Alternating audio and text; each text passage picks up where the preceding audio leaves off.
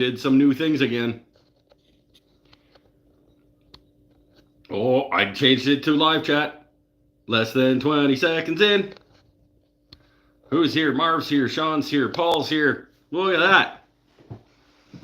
And I figured out the thing, even though YouTube decided to do the thing where they change stuff again. Hey, Mike is on time. Yeah, see? You're on time. Oh, Paul mowed his yard, lounged around. There you go. That's a good day. Steve's here. I'm gonna make dinner. Oh, I'm gonna make a fantastic dinner. I'm gonna make a proper cheeseburger. I'm gonna make a burger tonight. I'm gonna make a good one. Oh, how's everybody doing? Actually, I might just start making dinner. I'm pretty hungry. The order of operations is important. The order of operations for a proper burger is important.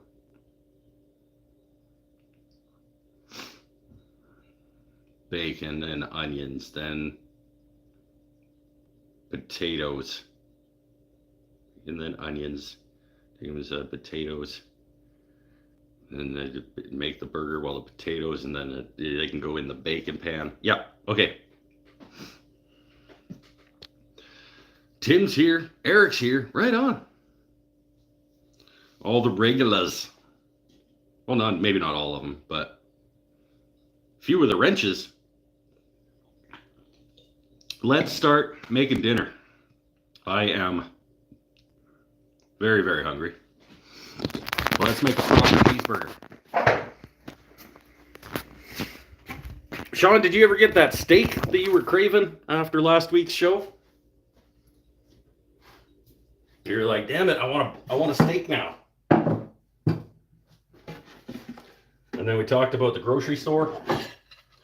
All right, I'm gonna need this. I'm gonna need this. I'm gonna need this. That should do it.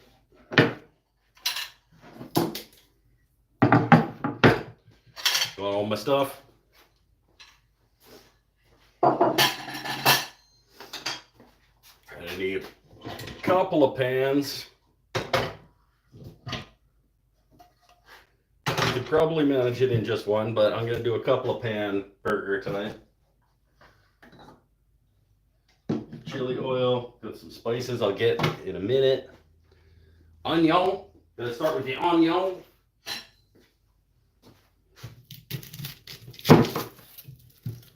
Half an onion.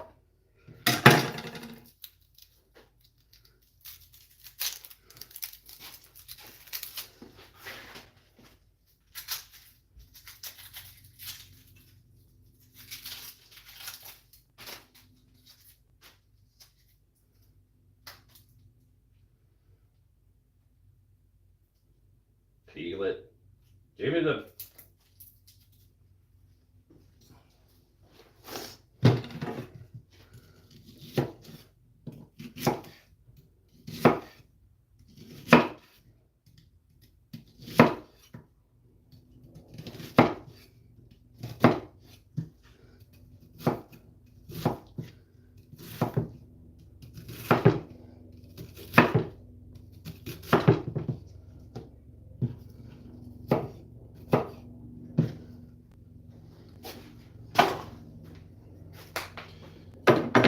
Get some onion rocking.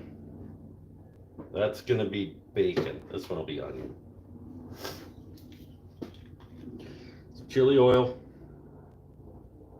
Fior. Hashtag not sponsored.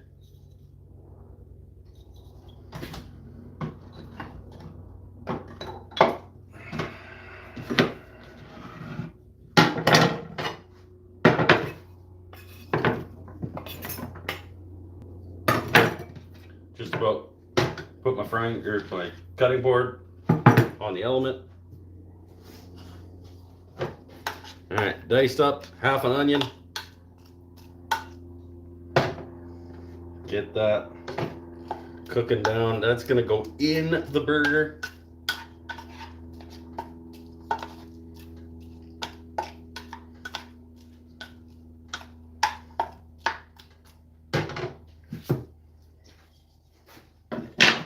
We'll get a couple of pieces of the bacon. This is the good thick stuff. This is from Harvest, thick slice bacon. This is the good bacon, not the cheap. Nothing wrong with the cheapo bacon, but sometimes you gotta splurge. You're just two. Just two. Nice thick bacons.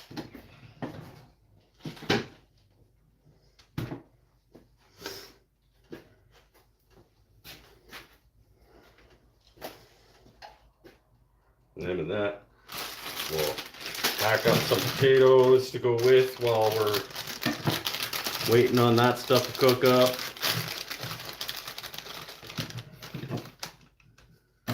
I don't need a ton because I'm making a pretty. The burger is the main event here, so we'll do like that.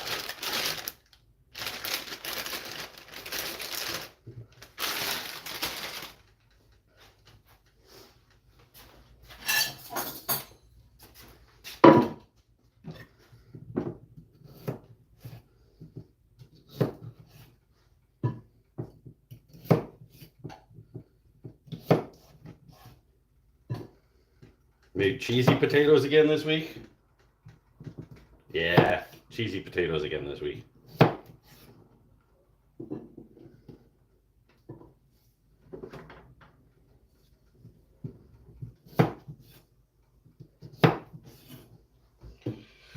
All right. Paul's leaving. Not yet, Sean said. Not yet on the steak. You gotta hit while the craving's on, man.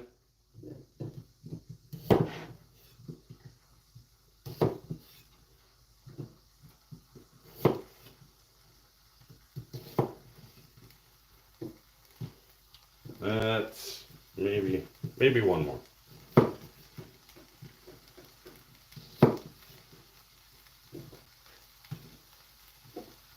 Yeah. Put this guy back.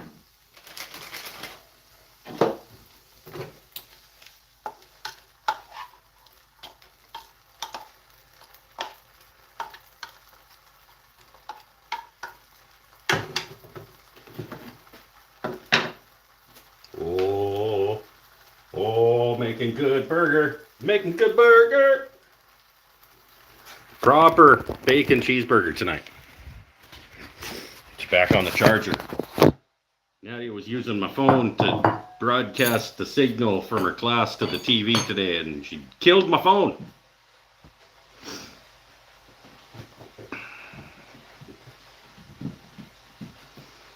So, gotta keep you on the charger. I only managed to get it back up to like 50% by the time the show went on. What's wobbly, the cutting board or the surface it's on? The cutting board. Also, your face is wobbly.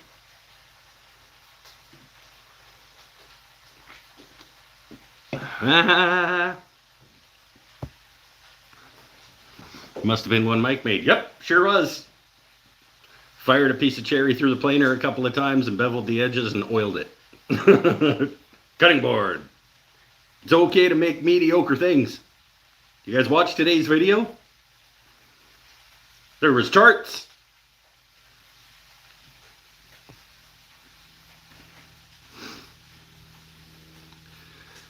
Defensive, you better eat. It's good enough for its intent. It's exactly fit for purpose. I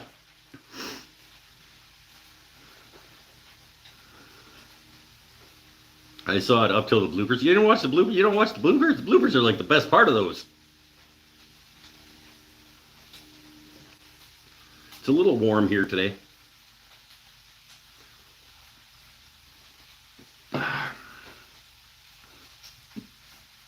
Marv also did not watch the bloopers.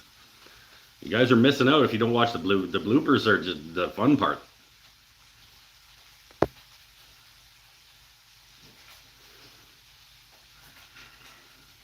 I do sometimes. I was in a hurry today. It's okay. You can just watch the whole thing again, including the bloopers, after the show. After this show. You just go back, you start it again, you watch the whole thing, and then you watch the bloopers. Because we're friends. Right?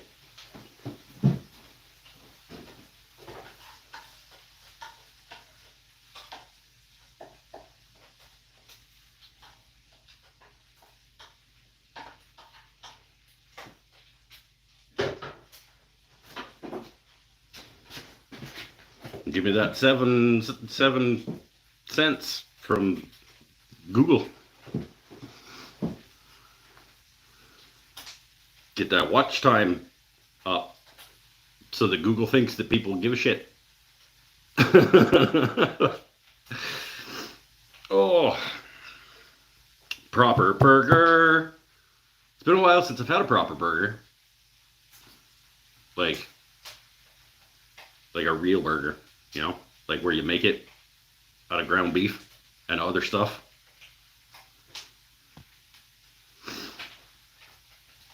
Key Electronics is here. Oh, yeah, a little warm today. And I'm not helping the matter, having the fry pans going. You know, whatevs. I got paper towel. I got sweat rags.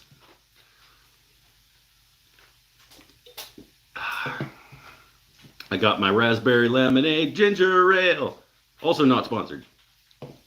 Somebody wants to make a call to Canada Dry for me, though. They could send me a bunch of that for free. But why would they? I'm already telling people it's good. They're getting free advertising anyway. Why would they? Only 25C down here, not too warm. I don't know what the C is here, but it's I mean, we've talked about it before, how like for the last couple hours of the day, the sun's just beating on the garage door right here. And so whatever C it is outside, it's a couple more than that in here.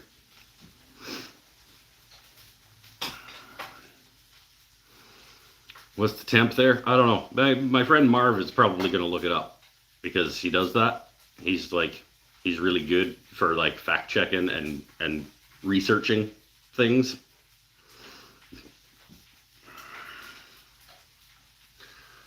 Tim says it was 34C there today. Marv says it's 29 here. See, I told you he was gonna.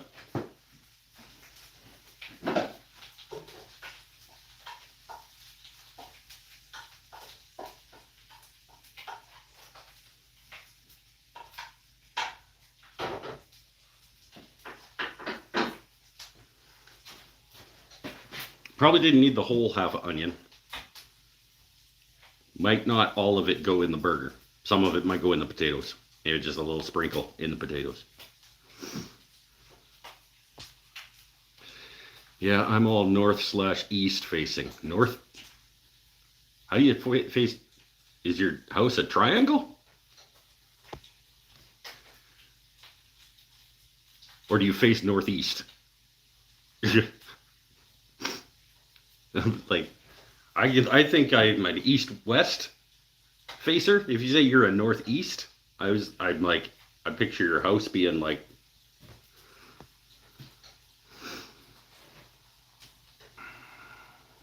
get a nice breeze. Yeah, cool. North would be good. I would prefer to face north-south in terms of the orientation of my house.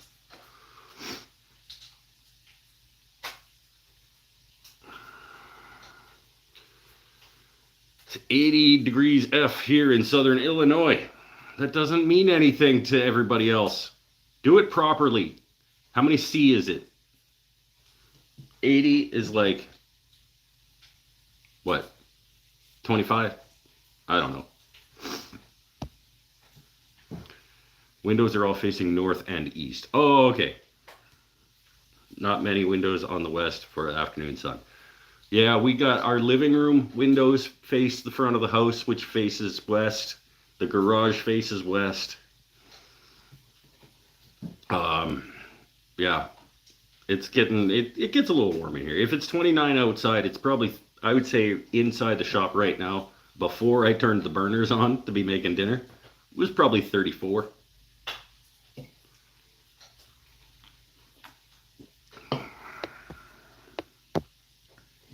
$26.6 in Southern Illinois, Keeltronics.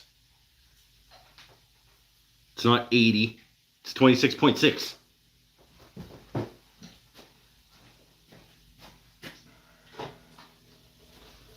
Flip my bacon. The other good thing about when you buy good bacon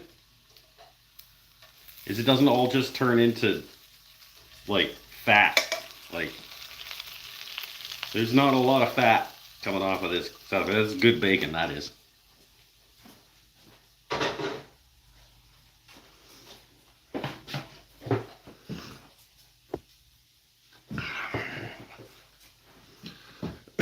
All right.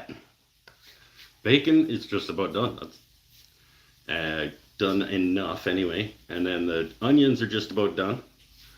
We'll make the burger mix after the onions are done, because the onions got to go into the burger mix.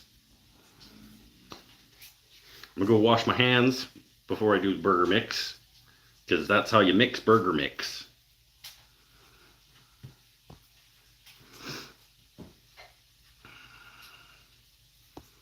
Don't LOL me. Just use the proper things. Fahrenheit is nonsense.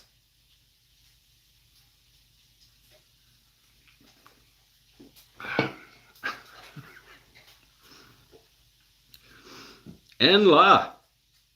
Welcome to the show. 34C 93.2 F. You just leave the F part out. We don't talk in Fahrenheit here.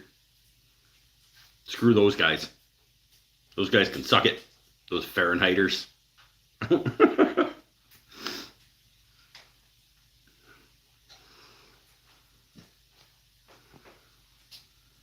My toaster waffles don't sound good after seeing that. Toaster waffles, like Eggo style toaster waffles, they make good hamburger buns. I'm not using toaster waffles today, or breakfast sandwiches on Eggo waffles instead of bread, because they hold all the little nooks. What are the little cups? What are they called? The divots in a waffle. What is a divot of a waffle called? Marv? Anyway, the little divots in the waffles, they hold all of the goodness, right? Whether it's like sauce or, I mean, if you're eating them normal style, they have maple syrup. But in a breakfast sandwich, the cheese gets all melty down in the little cuppies. Or if you're doing a good sauce with like a chipotle mayo type sitch, like I'm gonna be rocking tonight, divots is as good as any other term. Yeah, but what's the official name? Come on. I'm gonna go wash my hands for when it's time to mix burger mixing. Be right back. Somebody look up what the divots in waffles are officially called.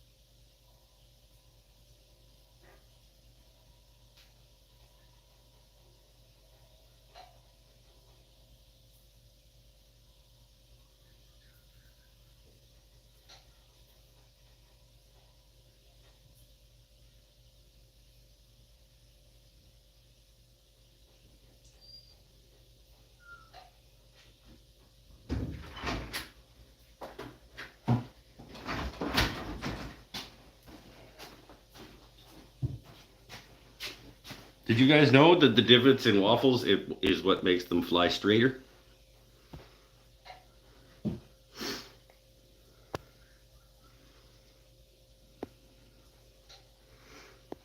I did look it up. They have no official name. Pockets But I don't like pockets. I like divots.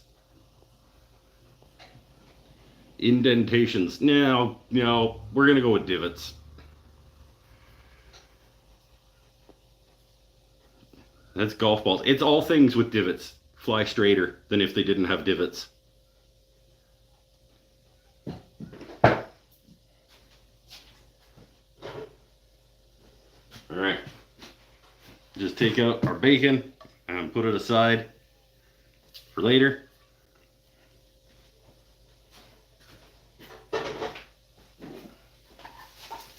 Onions are getting close to being able to put in the burger.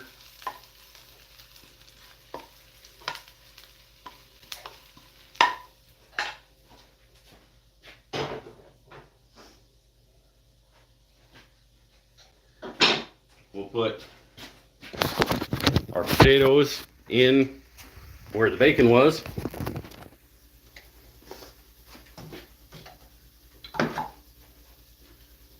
A little bit of bacon grease that's still in there and a little bit of chili oil.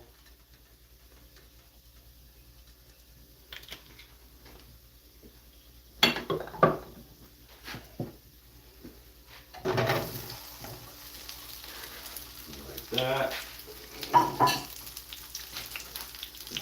We'll hit them with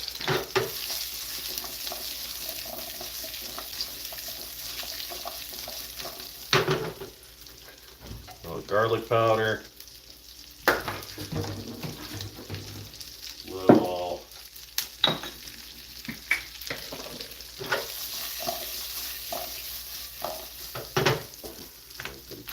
cracked black pepper.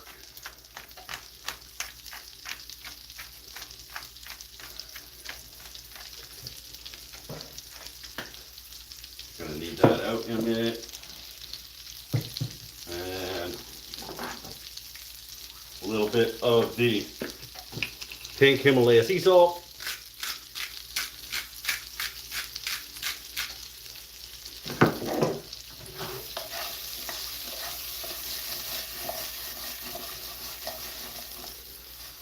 That does not need to be that hot anymore.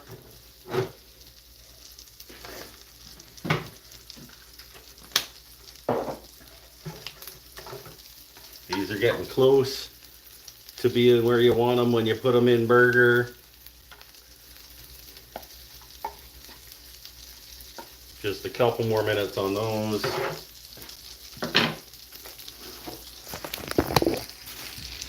Oh, I should not leave this bacon just sitting here in front of me.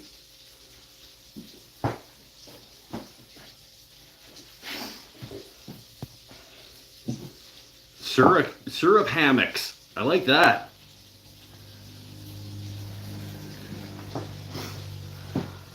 Found something calling it a waba. It translates to honeycomb. Golf balls have dimples, not divots. They have divots after I hit it halfway up the back of the ball with my wedge. And that ball's got a divot in it.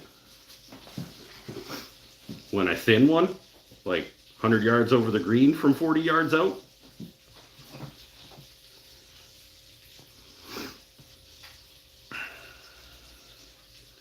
You're a divot. See, it would have been better if you would have said face. If you would have said your face is a divot. Yeah, it would have been better.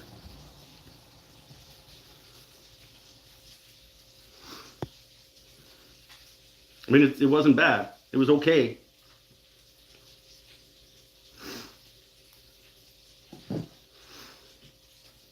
Oh, it's gonna be good supper. It's gonna get warm in here, but it's gonna be good dinner.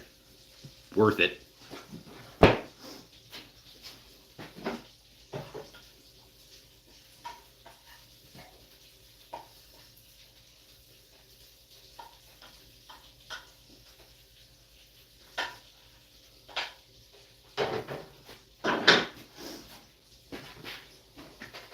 Just about ready. See, you got 10 pounds of spuds again. I only used like 7 potatoes, and they're just little. It's a normal human being amount of potatoes, Paul.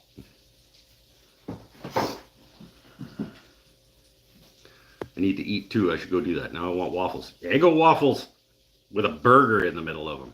Now I kind of wish I'm gonna use everything bagel for my burger, but I kind of wish that it was Eggo now.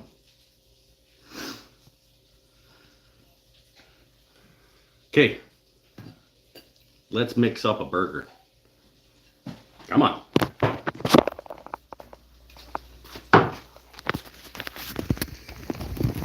So, mixing up a burger.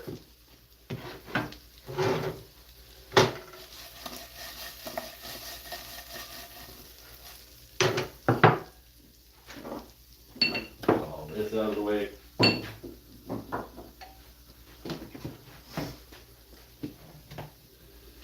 Cheapo beef, but that's okay. There you go, about a third. Now we'll do like a quarter pound ish.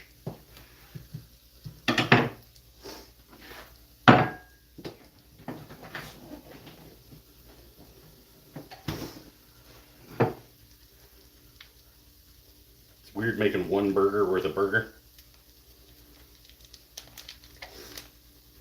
Blip.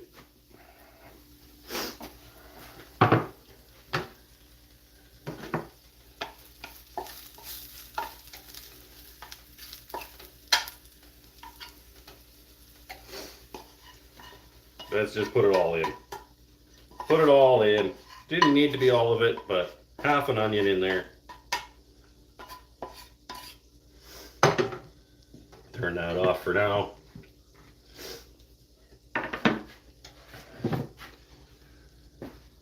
Get it with pepper.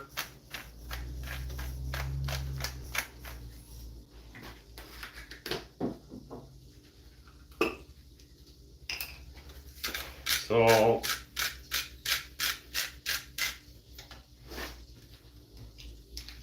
A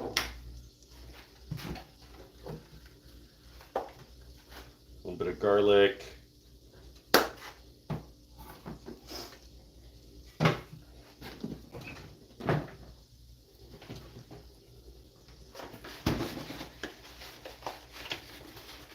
Egg. A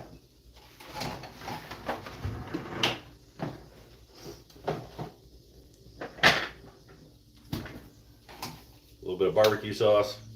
Going with the Diana honey garlic. Don't need a ton.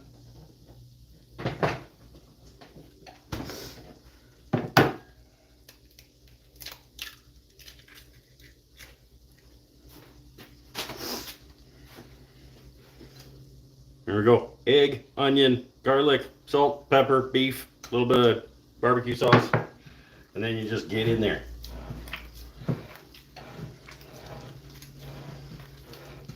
I have, and sometimes do, and I think it's better if you have a little bit of breadcrumb as well to help bind things together with the egg.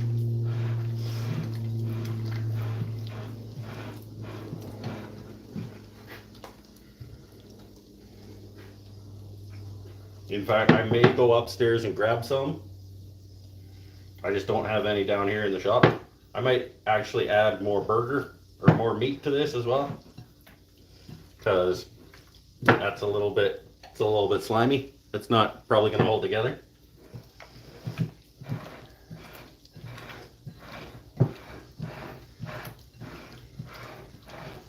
Needed more beef. I'm not used to making burger for one.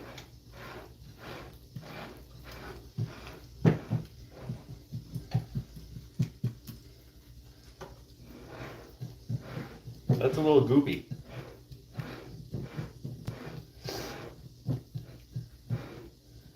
That's not going to be a burger. Give me a sec.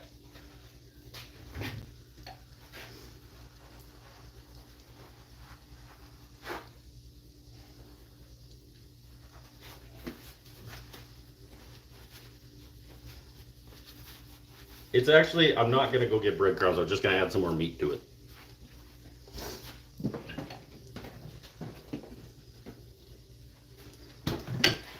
And then I'll like have some leftover like burger beef.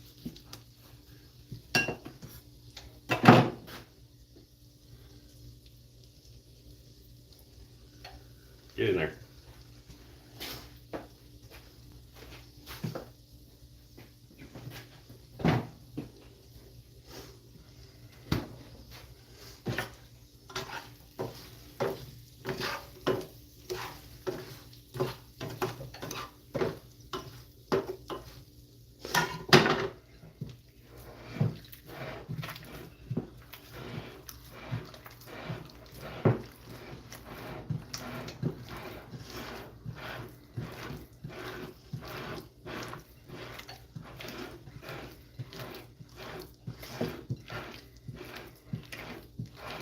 That'll hold together a little better.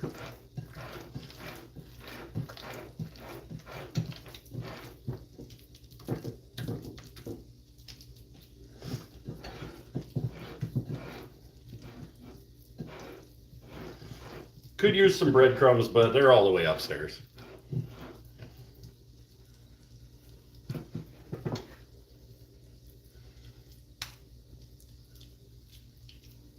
That'll hold.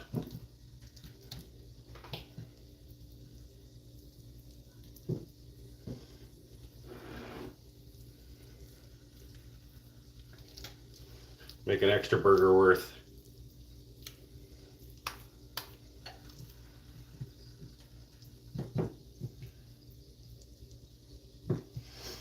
All right, I'm gonna go rewash.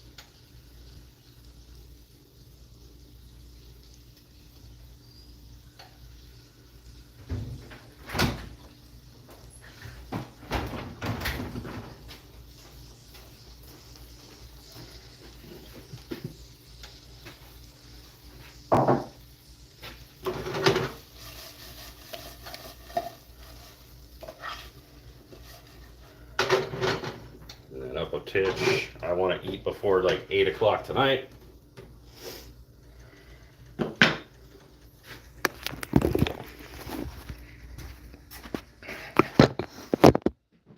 Back on the charger.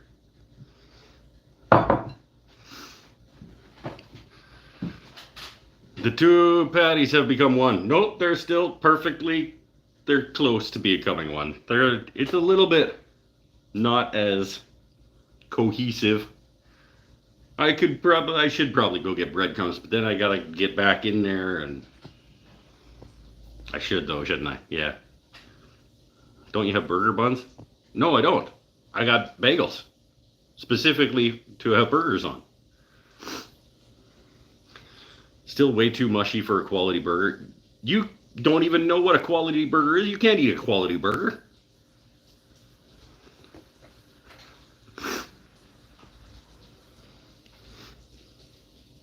Keeps the cooking show up. It's gonna have to put a sink in the garage. It's just over there. I mean, it's like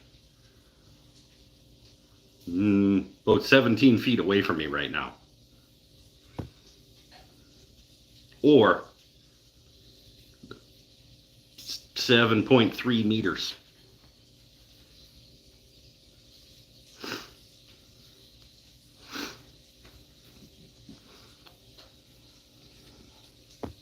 Got a tiny sink in my shop. I thought about putting in like just one of those big like blue like camping water things up on the wall. With the little tap on it. Had a buffalo burger yesterday. Took all day to eat it. Yeah, with your Mr. Tiny Stomach over here.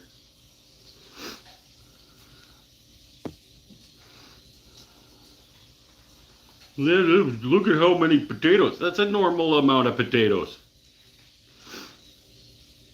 It'll be good. That egg will just. That's what it'll do. And you know what? If it falls apart, it falls apart. It'll still be delicious.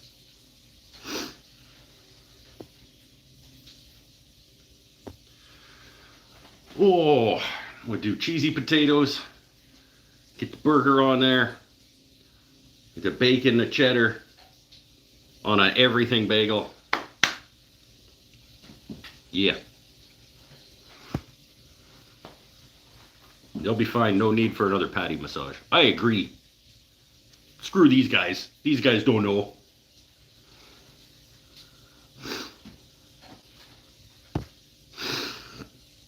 Oh, anybody make anything good this week? I made some new panels. I got, you can see them. The little white painting panels. I'm teaching the abstract wooden mountain class. It's a 2-week. Starts tomorrow and then goes again next Sunday. We're doing the paintings and then the mountain and then the cedar mountains and then the frame out. I got a video from like a couple months ago on making them.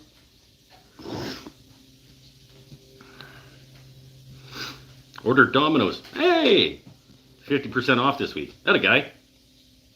I'm probably again at the point we do the, if you get the profile or whatever, it builds up points and then you can cash them in for free stuff. So like every 6th or so time that we order, I get a free pizza. That's pretty cool.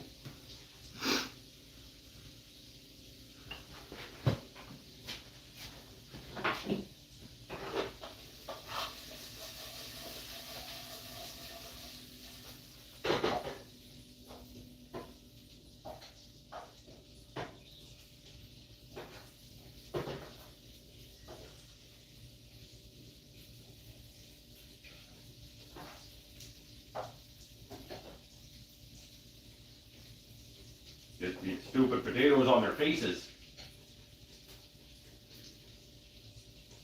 Don't cook if you're on your back.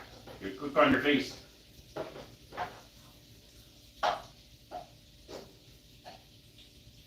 Get on your face, stupid potato.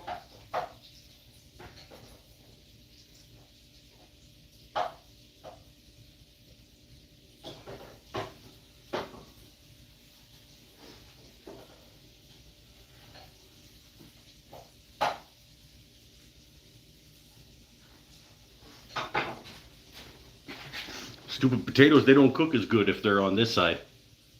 You got to get them on the flat face.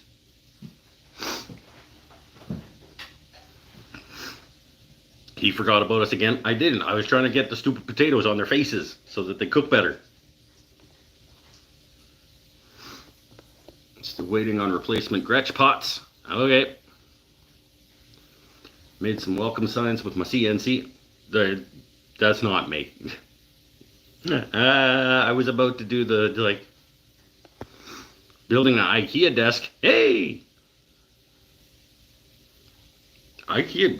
building an IKEA desk is still making a thing, especially sometimes depending on how complicated the IKEA desk is.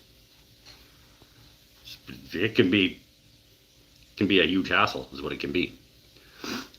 What the hell is a Gretsch pot? I'm gonna let you figure it out.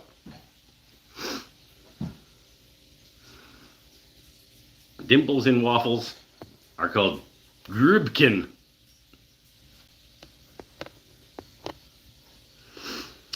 What are you restoring, Paul? A Gretsch guitar.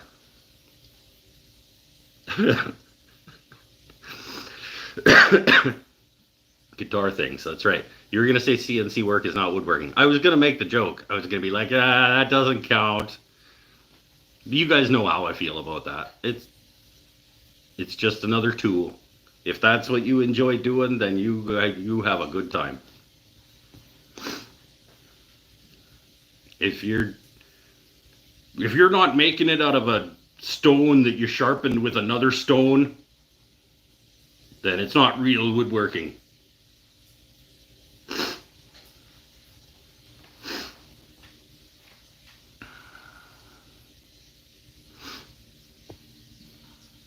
As soon as you have a spinning blade and you're letting a machine do the spinning of the blade, that's not real woodworking. You gotta chop down the tree with a sharpened stone that you sharpened with another stone. Then you have to fashion the item out of that tree using other sharp stones.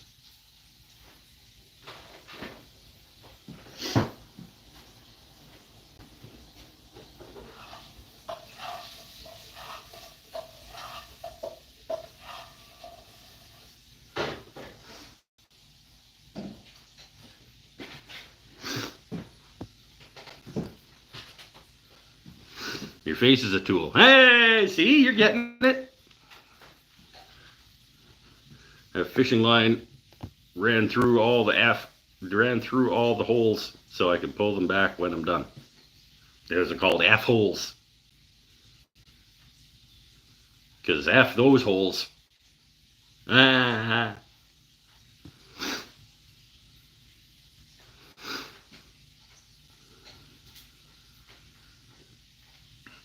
He's more advanced than Stone. He uses bone tools from the buffalo he hunted last year. Well, Tim's still using the tools that he made from the mammoth that he tracked and hunted.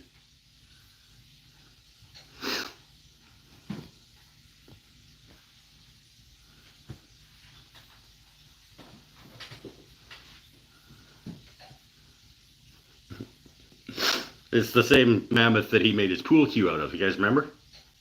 He made the pool cue out of the tusk.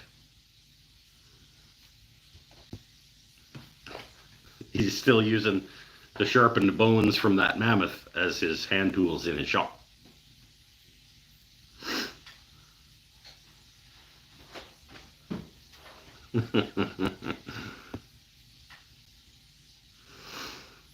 You must chop down that tree with a herring or a sharpened stone. Yeah. I've seen other luthiers do that on ES 335s and other hollow bodies. Yeah, you run that fishing line all through those F holes and you get it nice and deep.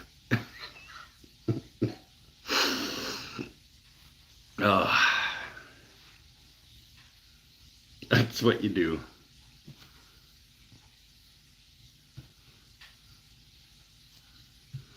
As soon as my potatoes are done enough to get their cheese on them, then the burger can go in. Then I can get my bun ready.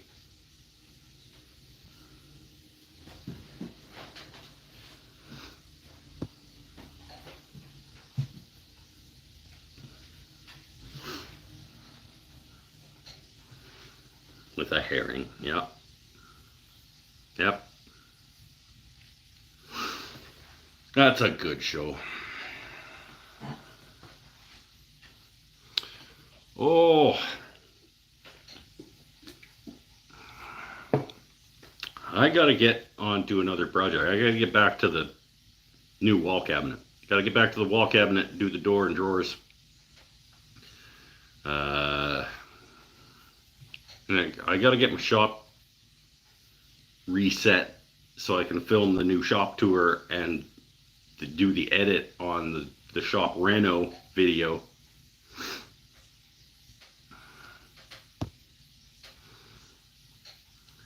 My first ever guitar build was a 335 clone, so I learned that trick early.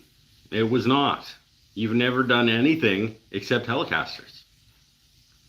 You keep making up these lies. Shop stool?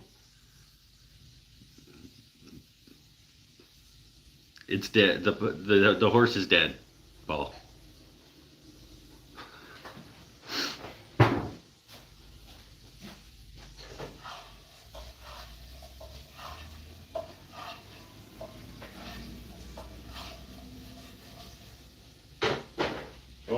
getting closer.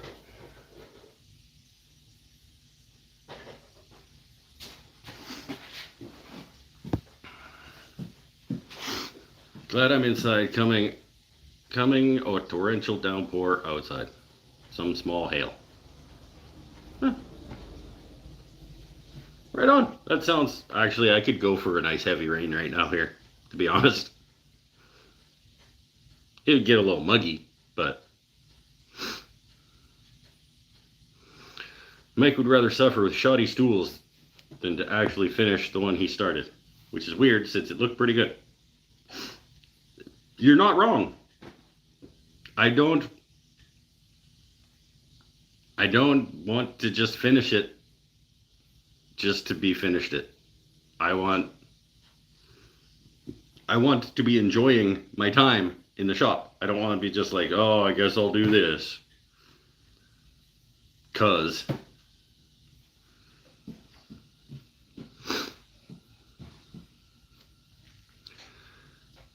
need rain so badly here.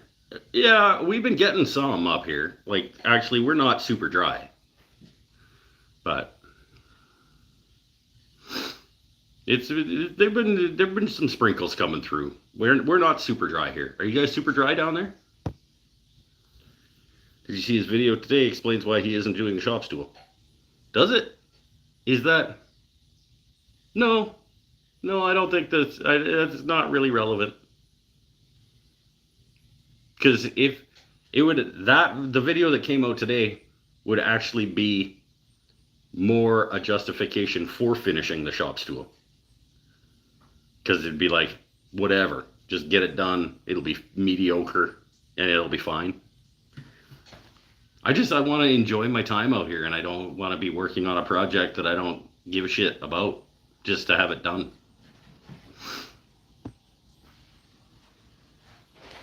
Can have some of ours. It's been raining for 2 weeks straight.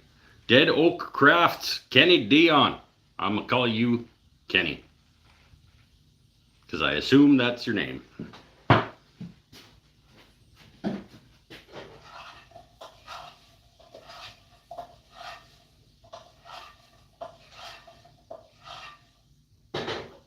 Those are getting super close. Potatoes are getting super close.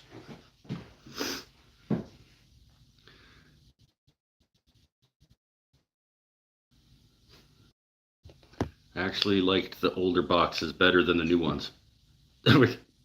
That's fine, but they're not as good. They are absolutely not as good.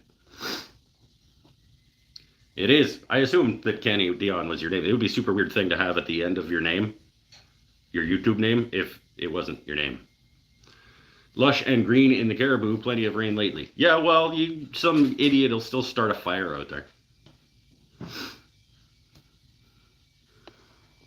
Just get it done so you can have a thing that does a thing. I have lots of things that do things. I have a thing that can, if I just need a thing to do a thing, I've already got one. If the thing to do a thing is going to be a thing to sit on, I already have a couple of those. So that's part of the point, is that I don't need a thing to sit on because I already have a couple.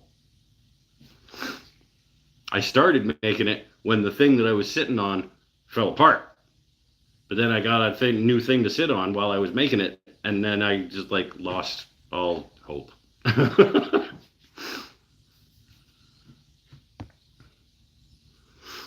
Hope Dead Oak Crafts has a skull or skeleton as part of the logo. Dead Oak Crafts. I feel like Dead Oak Crafts, yes, it needs to have the skull of an antelope as the main feature of the logo.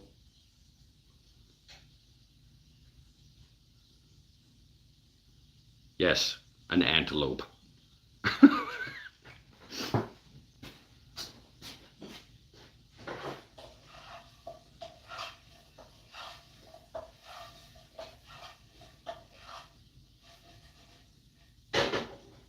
All right, let's turn the other side back on.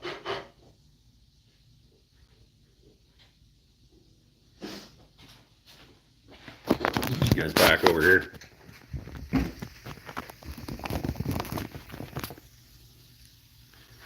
Go the other side back on. To melt our cheese onto our taters.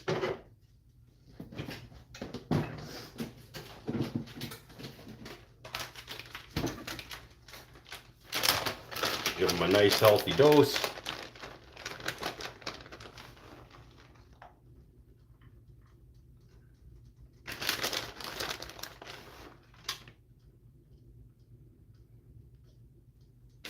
Come on.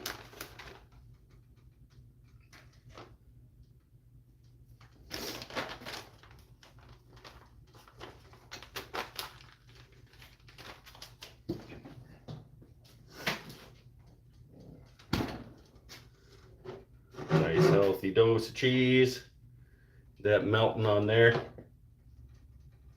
Yeah. And this can be burger.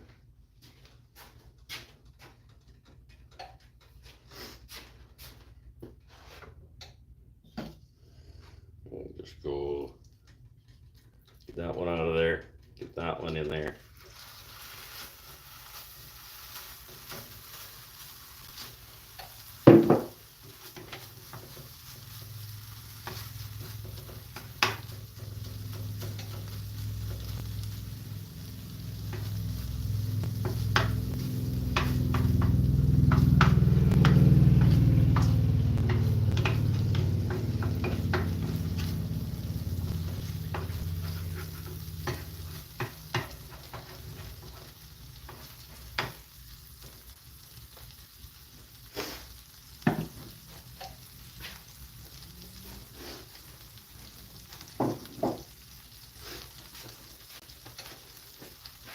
Yeah. And then we'll get our bun ready. Or rather, our bagel.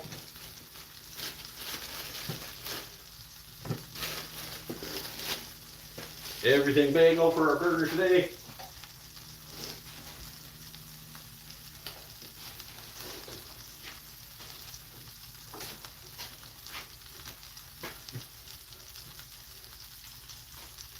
Get the pre-cut ones. They don't cut them all the way through, but they cut them enough that you don't have to use your ground beef meat or your ground beef knife, or go get another one. I would want to toast this, but I don't have another way to toast it.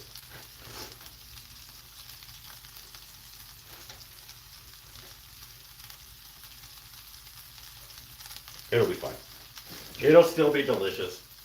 I'm going with the spicy Hellman's. This stuff is delicious. Also not sponsored.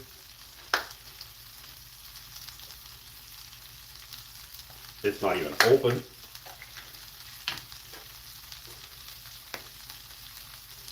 Brand new one, not even open.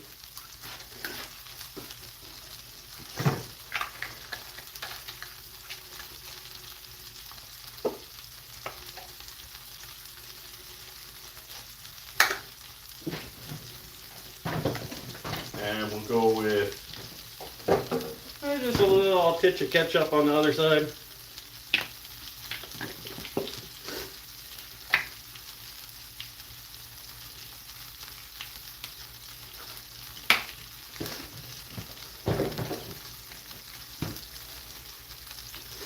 Oh.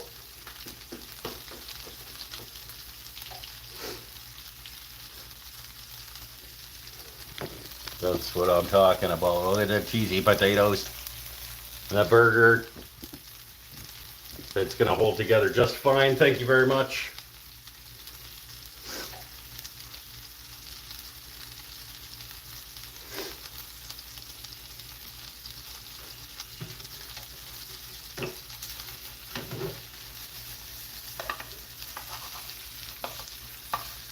Maybe. Maybe it'll hold together.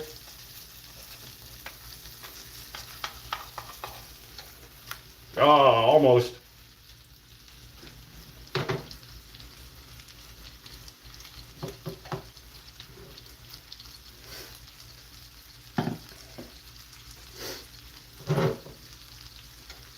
Should have used some breadcrumbs, but whatevs. It'll be delicious.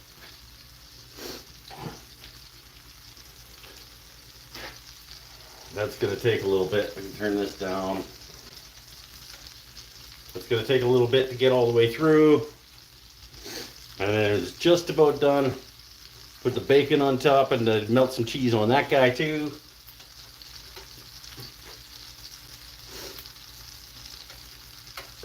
Yeah.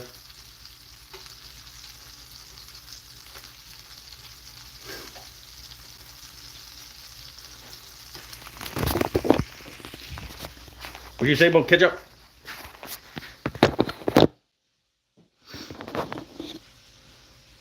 Ketchup when you want to be distasteful. You can put whatever you want on your burger. This is my burger.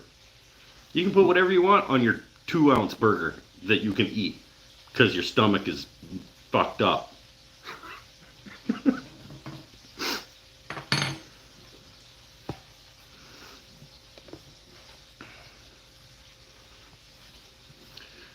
Half of the bagel looks like it's in agony.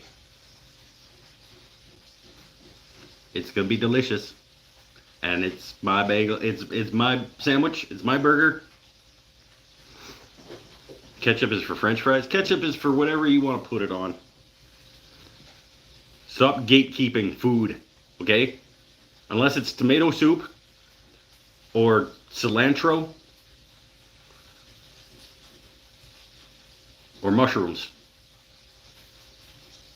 Everybody can like what they like. Those 3 things, no.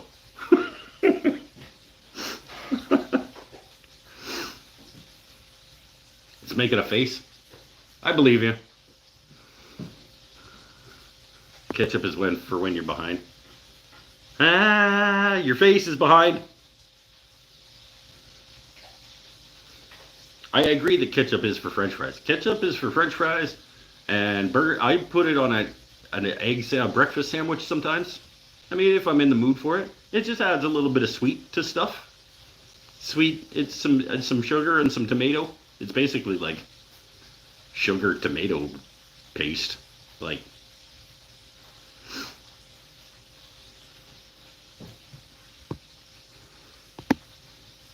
I had mayo and mustard on the buffalo burger. I would add mustard to mine if I had some in the fridge. I don't know where my mustard is. I probably took it upstairs because we were out of mustard in the big fridge. So I brought mine up and then I never brought it back down. And it's all the way over there.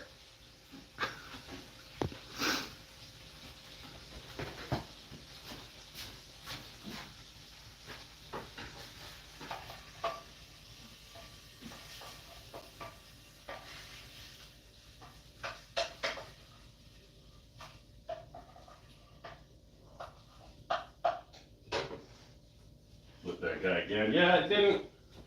A few breadcrumbs to just stick it together a little better would have been good. Didn't you just put mustard on the bagel? Nope. Hellman's spicy chipotle mayo and ketchup.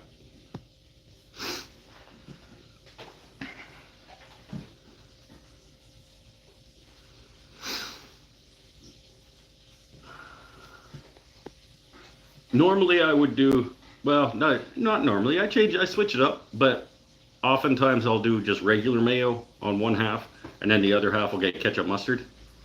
And that's sort of like the old standby.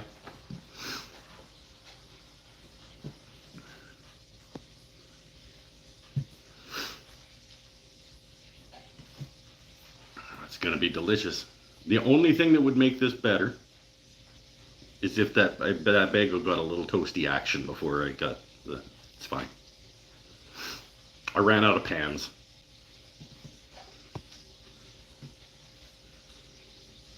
Or the order of operation went badly. I could have toasted it first on the pan before I did all the other stuff. Then it would have dried out, you know. It'll still be the best burger I've had this year. Last week was the best dinner altogether that I've had this year, I think. The steak that I made last week, this is absolutely going to be the best burger I've had this year.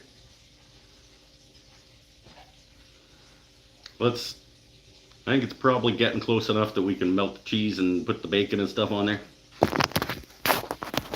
Whoop! Just about lost you.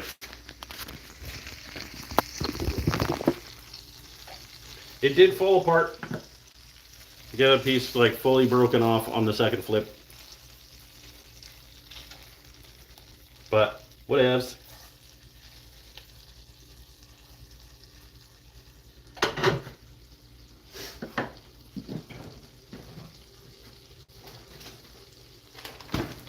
Cheese back out, put the bacon on there. Bacon.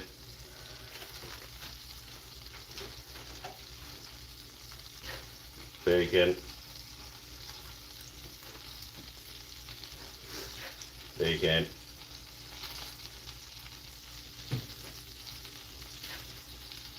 That.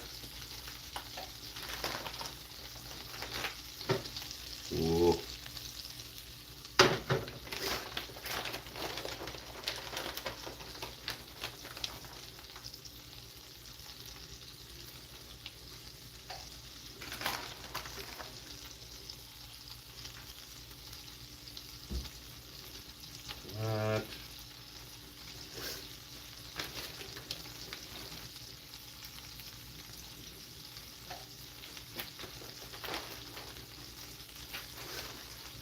I don't know where my torch is.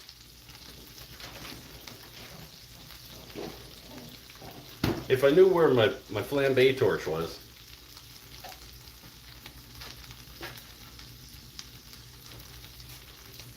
But I don't. So I'll just leave that.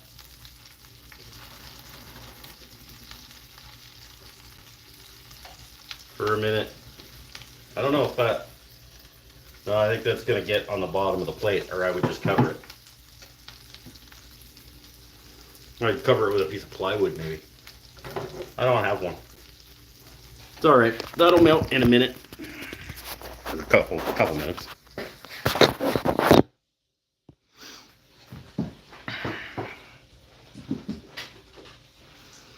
Toast while the burger rests. That would have been a good idea, except then I would have had to put the burger somewhere. Well, could have just moved the burger and then toasted it. But now it's got sauce on the bun, so can't toast it now that it's got mayo and shit all over it. I mean, I guess I could. Use the bacon and cheese to glue the burger together. I don't need to glue the burger together. It's all gonna fall apart in my stomach anyway.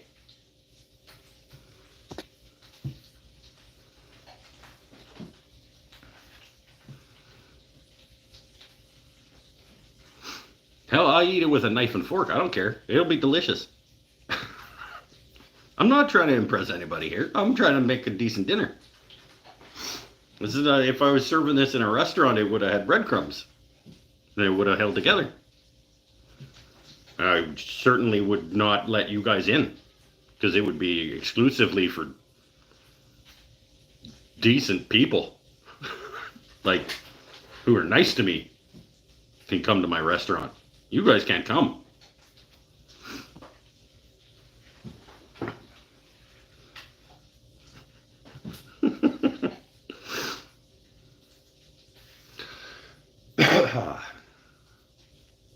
Might be too much food again. I felt a little heavy after last week. Like, I gotta say, like, it was delicious, and I loved every second of it. But it was maybe more than was necessary.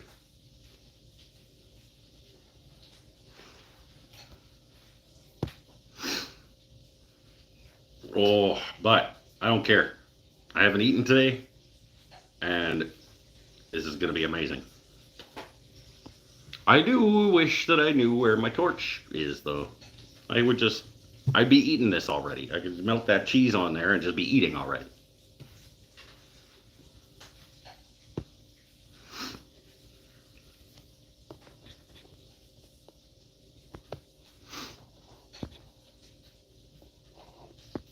Nah. Come on, melt.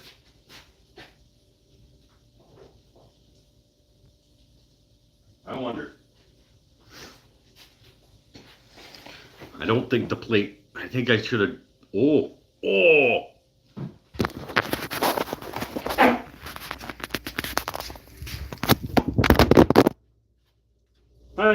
Hey guys.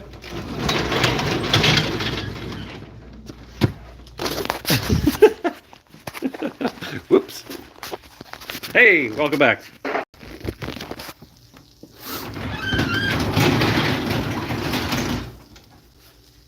I have a solution. Go like this. Put these guys on the plate. This guy in here.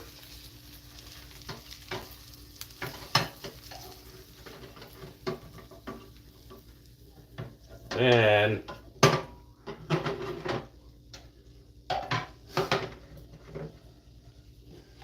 then the plate can go on top. Okay, you just gotta shimmy things around a little bit. That's some delicious looking potatoes.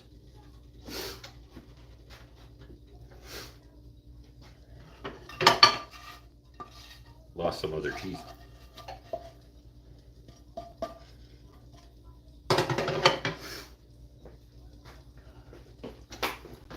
On.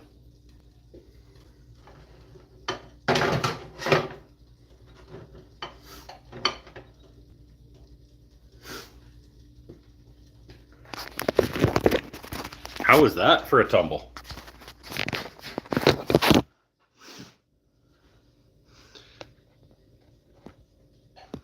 What are you eating? I just got here. I am making a delicious burger. And yes, everything has so much cheese. There's a fairly good helping of cheddar involved tonight. Bunch of shredded cheddar on the potatoes. Bunch of shredded cheddar on the bacon cheddar burger. That's why the bathroom at work smells like that. You don't want to start that discussion. Let's not. Because if we want to get into it.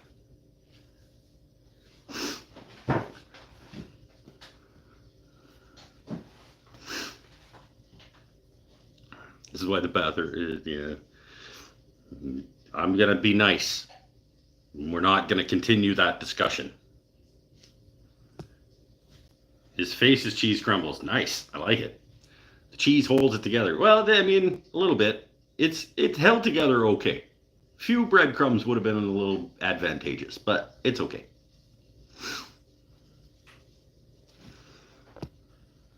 You guys fell like right in behind the nutritionalization station. Mikey B, just in time for me to eat, my friend. Supper's just about done. We all know how much you like it with the food sounds.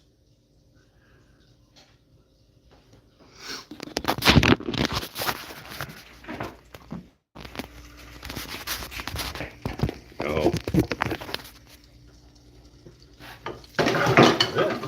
Yes. All right, the cheesy potatoes, the everything bagel, spicy Hellman's mayo, chipotle, and some ketchup. And the homemade bacon cheddar burger. Going right. Oh, lost a piece of bacon. Get back on there, bacon.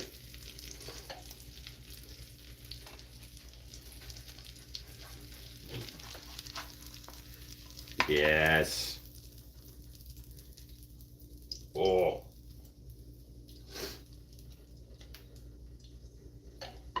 That piece can go over with the potatoes.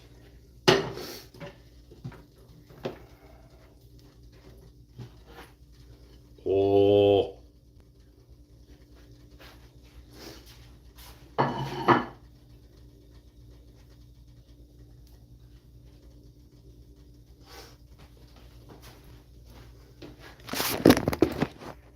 Yeah.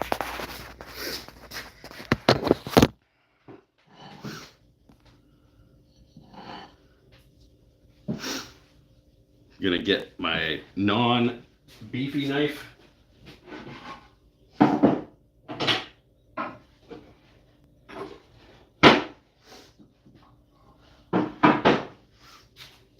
Hack this guy in half.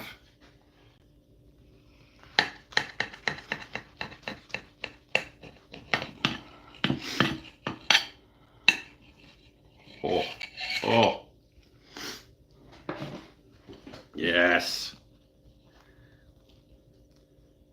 That is what I am talking about.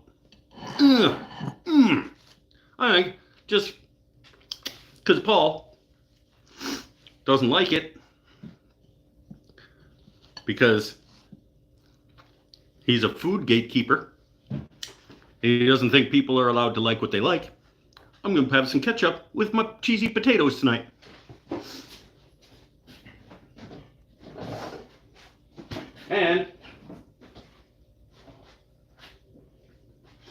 And I'm going to treat myself to a proper Coke, not the Coke Zero. Proper Coke. Me and Leanne are going to hang out for dinner tonight.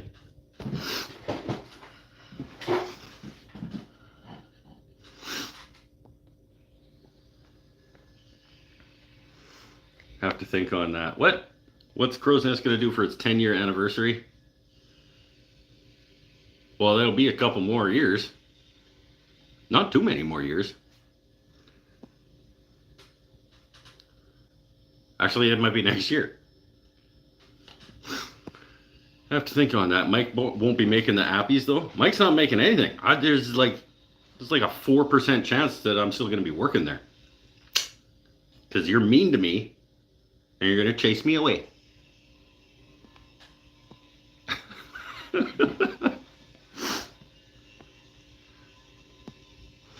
Ketchup, while a popular condiment, he's doing the Chat GPT, has several health issues associated with its consumption. Everything has health issues associated with its consumption. Your face has health issues. One of the primary concerns is its high sugar content. I told you. I was like, it's basically like sugary tomato paste.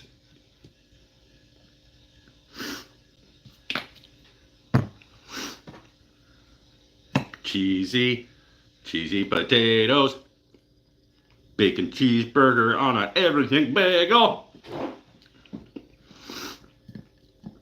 You're jealous. That's what you are. You have your watery sardines or whatever the shit you were eating last week.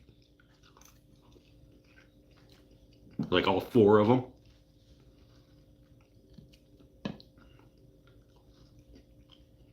%. I like my odds. Roll the dice. Keep it up.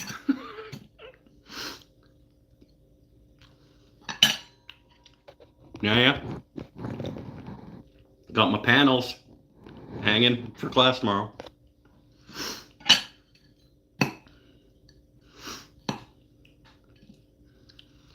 Abstract mountain glass. He's slugging back Coke. The ketchup ain't no biggie sugar-wise. This is going to be my first, proper Coke. Non-Coke Zero Coke for, 2 weeks.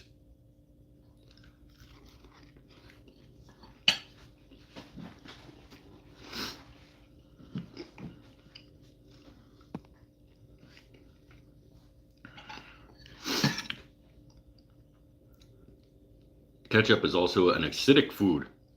Well, everybody knows that acidic is better than basic, which can worsen conditions like heartburn or reflux. You have whatever you want on your third of a potato that you can eat.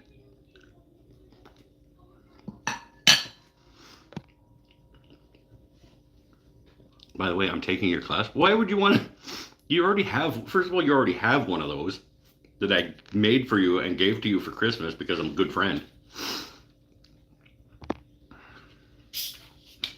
And it's the least class-like of any of my classes. We're basically just doing an assemblage.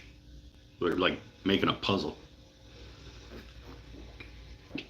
I mean, go ahead. I have 4 panels. So, and I need one.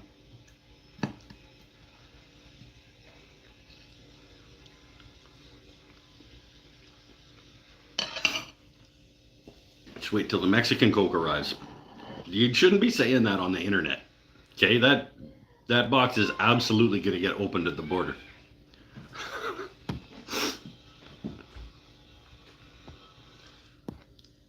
Love Mexican Coke. Reminds me of what Coke is supposed to taste like. He did send me a picture, and they are glass bottles. And everybody knows that Coke in glass bottles, whether it's from Mexico or from Zimbabwe or whatever, wherever you get your Coke from, and I'm talking about Coca-Cola, the beverage, doesn't matter where it was made. If it's in a glass bottle, it's better.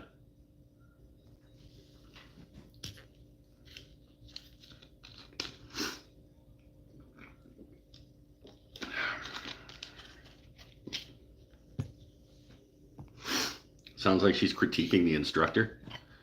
She does enough critiquing of this particular instructor. Thank you very much. The other day, I gave her a compliment about being talented, and she got mad at me. She was like, "That's mean." Or I was like, "What? That's the opposite of mean." And she snapped at me. And then I was sad.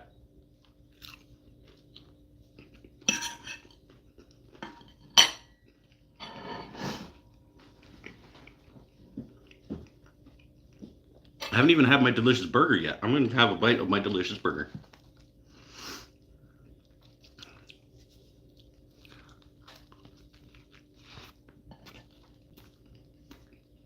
Mmm. Mmm.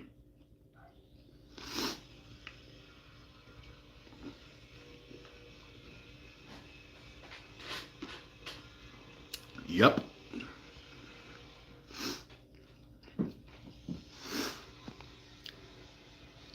Oh, the drink. I thought we were talking about. Nope. He's telling the story. I'm not telling the story wrong. Entire story from start to finish. I said, "Wow, you're a super talented artist."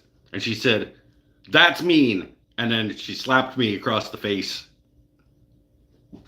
and walked away. And there were people around, and everyone was in shock. And that's how it went.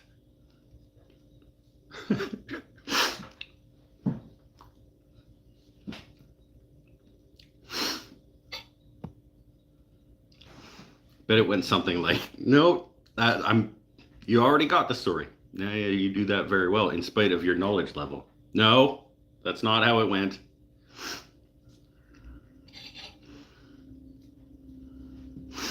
Just got here. What are we eating? Made from scratch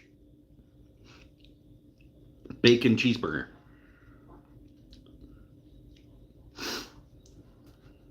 With sauteed diced onion with the burger. A nice thick cut bacon on the top, and a half a pound of cheddar on everything. That food dance was the same dance as the gopher from Caddyshack. Might have been pretty close.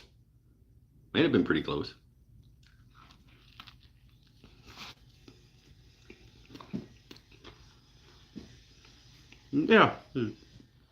Was it? I'm alright. Nobody worry about me. It does a little shimmy shim.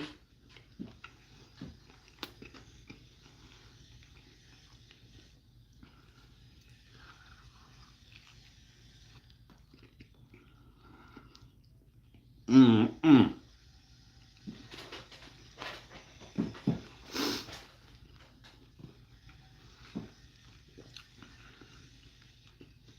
Yep.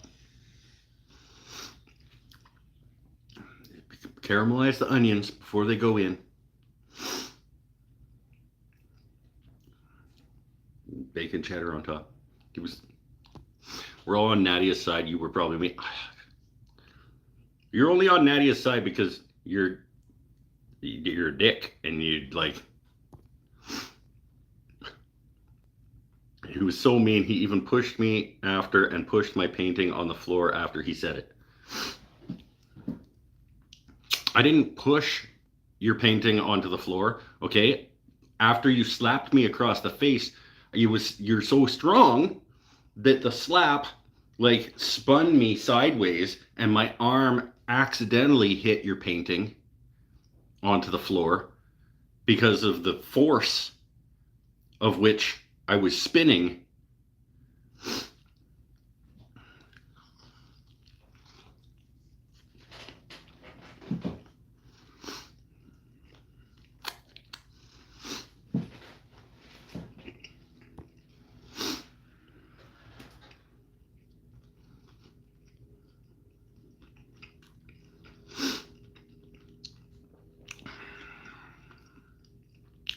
What a brute. I know Nadia is super mean. I'm eating toasted muffins with butter and Promite. Okay. I guarantee that Marv is looking that shit up right now. I just recommend Mike's Wooden Things and Stuff as YouTube channel to follow on the Woodcraft site.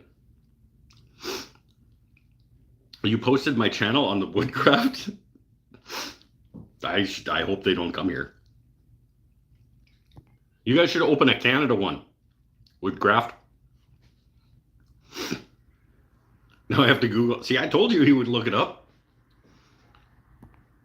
A black salty spread. It's like a paste. Is it like Vegemite? Is it like a different kind of Vegemite style?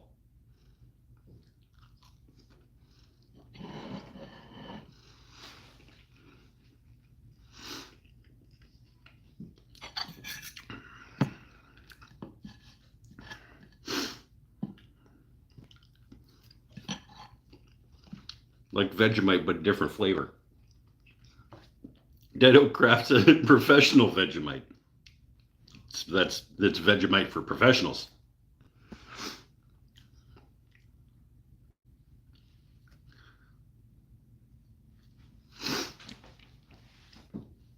Follow them on Facebook. They're asking for YouTube channels that people should look up and follow. People should absolutely look up and follow. And come here to learn. Because this is educational.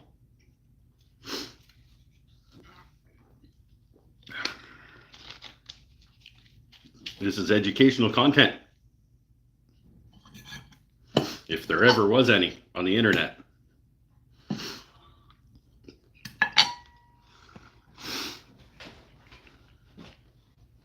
Vegemite is better. What's Marmite? Isn't Marmite like a kind of Vegemite? Isn't Marmite like British Vegemite?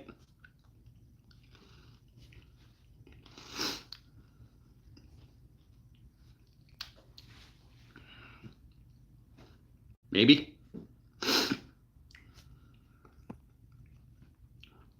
Vegemite, I don't know if you know this, but Vegemite comes from the land down under, where women blow and the men chunder.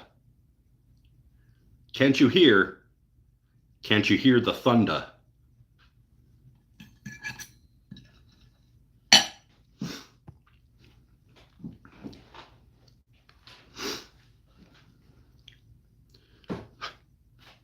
Just so you guys are aware.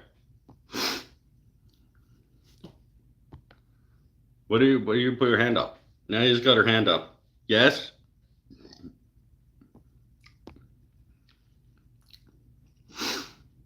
Why is everyone eating mites? I don't know. I don't know.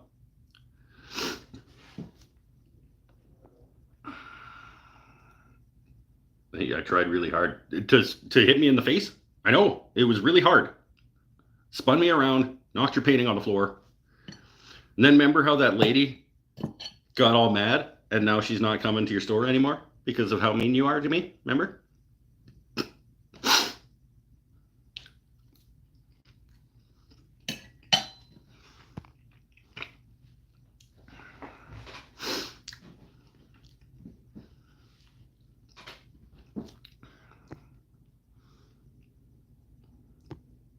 We need more thumbs. That's right, we do need more thumbs. It's demonetized. Oh, right. You can't do song lyrics. You didn't because you were running and taking cover?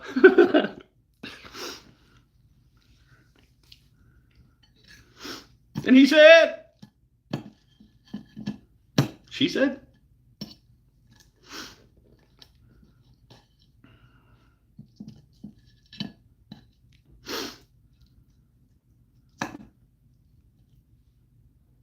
and I come from the land.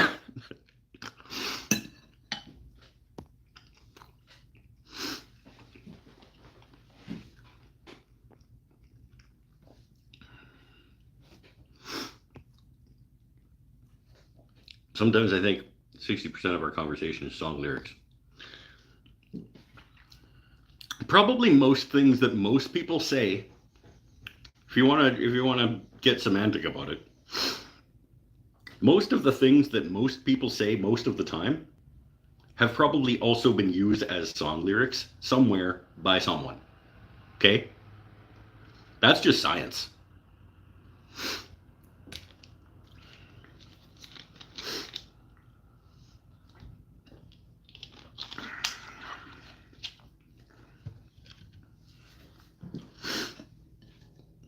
Oh, 7:14 alarm.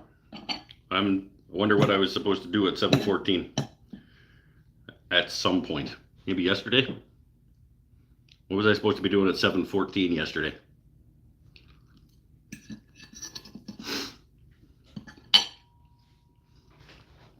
Mikey B, are you enjoying the show with me sitting here eating in front of the camera?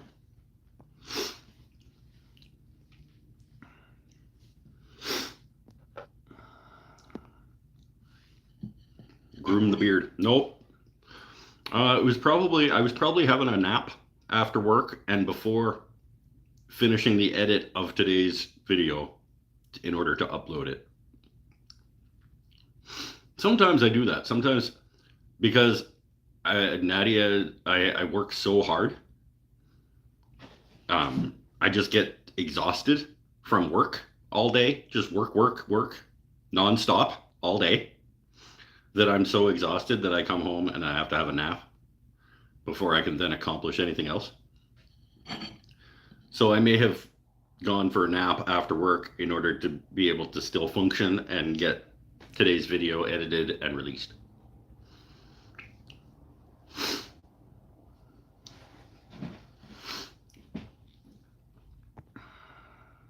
Less slurpy than usual. Good. I'm glad that you're enjoying it. I don't know if movies have been discussed yet. Not yet this time. We talked about it a fair bit last time. I'm driving for about 3 hours round trip on Monday to see Superman. You going to Williams Lake or you going to Prince George? That's about the same, isn't it?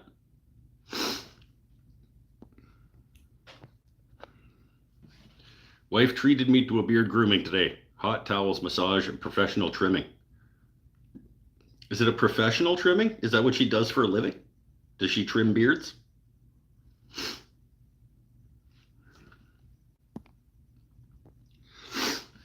Oh my God, right now. I'm just telling the truth about the situation.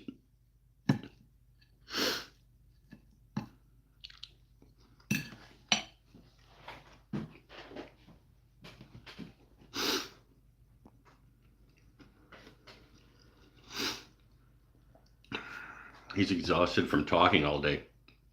To be honest though, like not even joking, yesterday sucked. So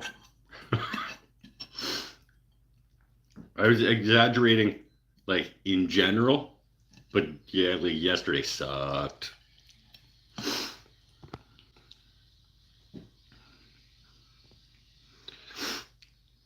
Someone's setting off fireworks.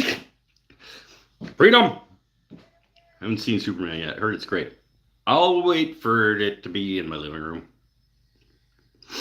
Long time to drive to get disappointed by a movie. Yeah. I've driven farther to be more disappointed about something.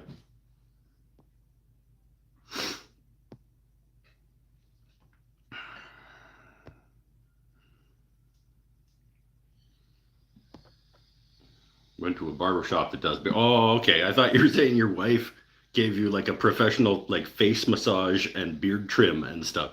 Because the way that you said it, you're like, wife treated me today to.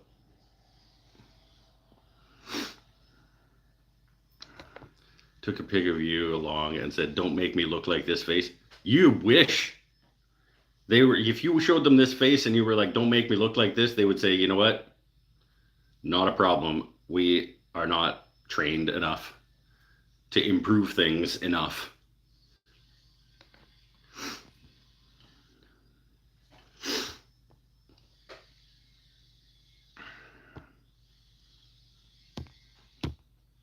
Who am I trying to report? I may have accidentally just reported somebody. I was scrolling and if one of you gets like, you've been reported by, my apologies. I didn't do it on purpose.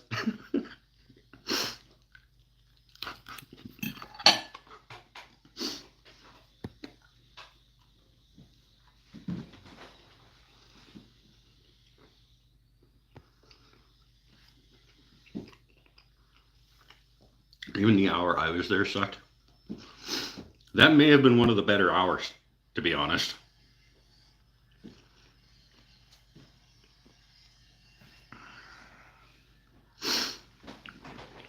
I drove 8 hours for a date one night. We'd been talking online for 6 months. 15 minutes in, I wanted to go home. That sounds pretty rad.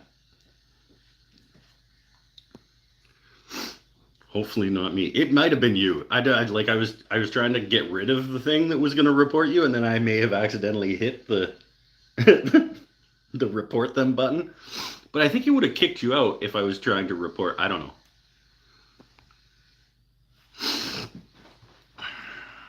I just lost my YouTube page. Well, you shouldn't have been in the way.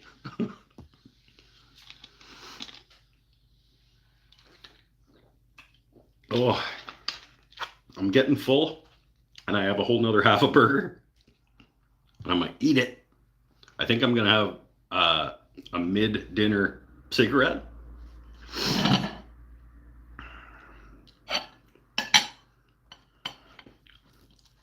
You tell me you wouldn't eat that.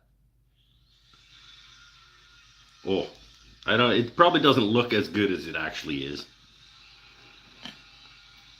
Somebody's grinding something out there. I kind of don't want to open the door and let all the heat in. It's probably hotter in here than it is outside, though. So if I open the door, it might actually be letting heat out. Mid-dinner cigarette. It's I just let it settle for a minute. What, you've never had a mid-dinner cigarette?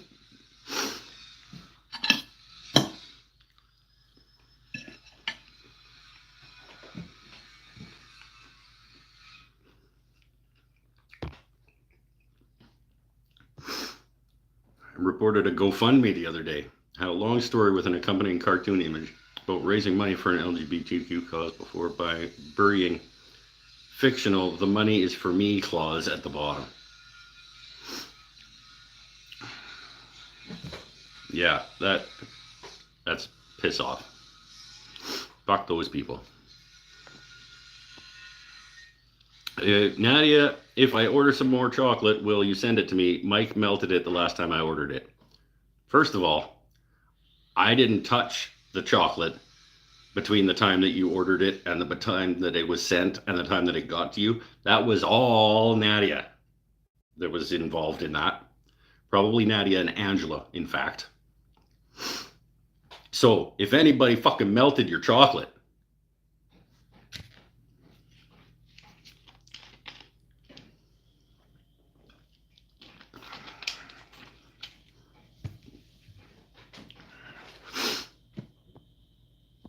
that was the Alicia Confections, wasn't it? Yeah, we have a bunch of new ones. Yeah, they're all. Oh, what is the good one? The good one, if we have it still. I think I tried it. It was one of the Mike's Never Had This Food Before. It was like the spicy with the pop rocks in it, and it like had ribbons of different colored chocolate and different flavors of chocolate running through. It was like a spicy pop rock chili thing. Pinnell, you are absolutely late again. Nadia, how do I see your shop? You could have come on Sunday and seen the whole shop. I did a tour. I did bonus live show on Sunday, and we did a tour of the whole place. Or you could go watch that video again and find the part where I do the tour.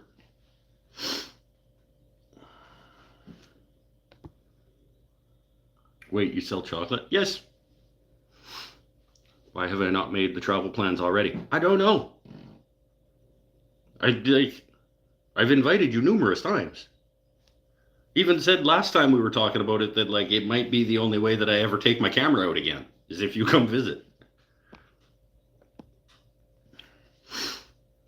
Chris has been here the whole time. That's lies. Hey, the boss is here. Yep. This guy. He's the boss.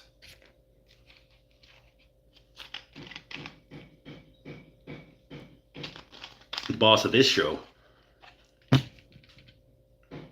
With my bacon cheeseburger and my cheesy potatoes. And my mid-dinner cigarette.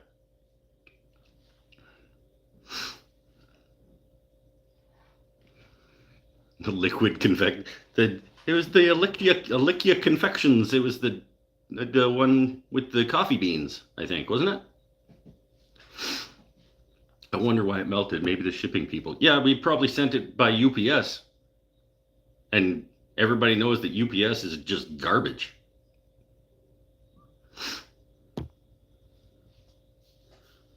Put it in the freezer before you open it next time. He was raving about how much his wife liked it anyway. Okay, he's just being a dick.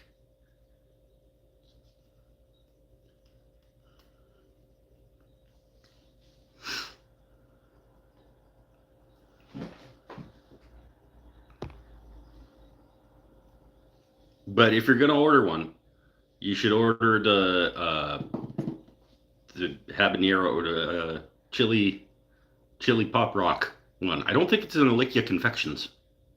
I think it was a different one. Nadia, you know which one I'm talking about, right?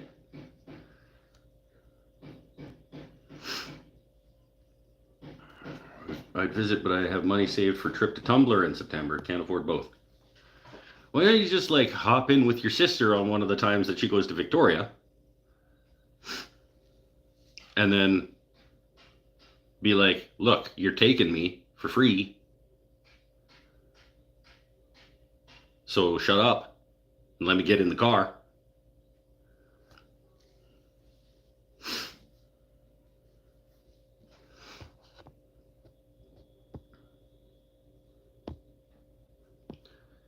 Next year, maybe Mar. No, he can't come next year. Next year, it's too late.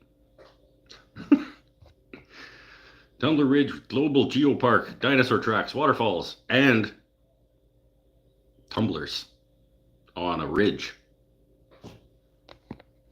Just in a line. Pop Rocks, I haven't had them in years. I hadn't either. They were in this chocolate bar.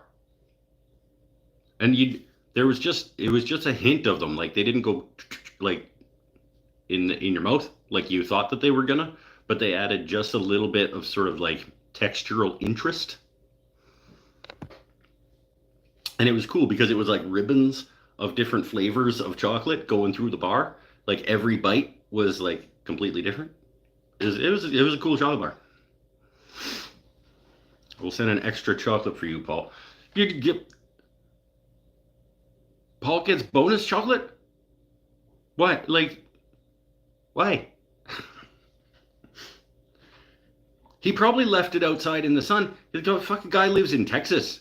Okay? Like, the package came and he probably left it out in the Texas sun for like a couple hours. And then he complained that the chocolate was melted.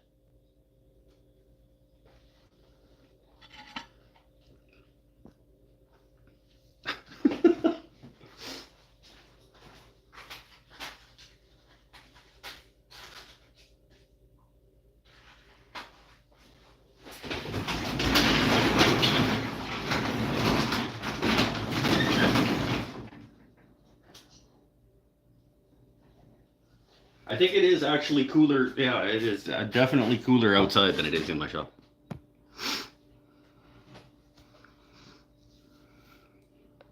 You guys have someone named Foxglove Hollow teaching painting there. Well, that's not her actual name, but that's her studio name, the name of her studio that she teaches. It's her company. It's like Mike's Wooden Things and Stuff is not my name.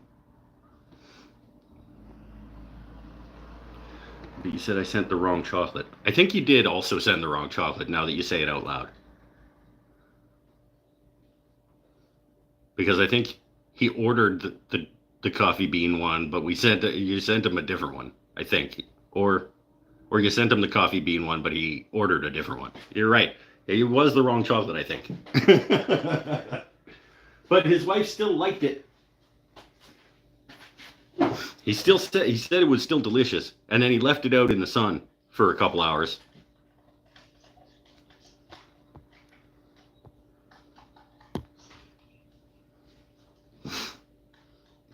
It was still, see, he's still complimenting the chocolate. The new chocolate isn't on the site yet. Well, of course it isn't. We don't have, because there's too many damn jobs at the crow's nest. Too many jobs to do. Oh, so Natty and I are having a fight. I'm going to talk about it in a minute. But the science says, and she knows what's coming.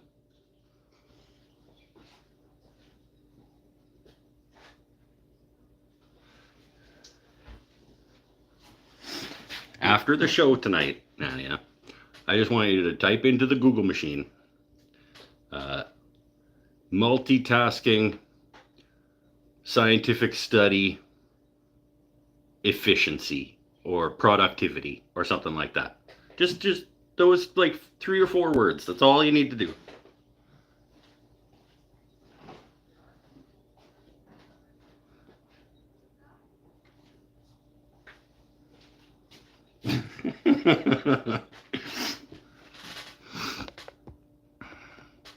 Speaking of your name, Mike, I Google stalked you last week. Oh, good. Whenever Mike says science says, open Google and stretch your fingers. You go ahead. Do it. Type in the Michael tasking, multitasking, and efficiency according to science.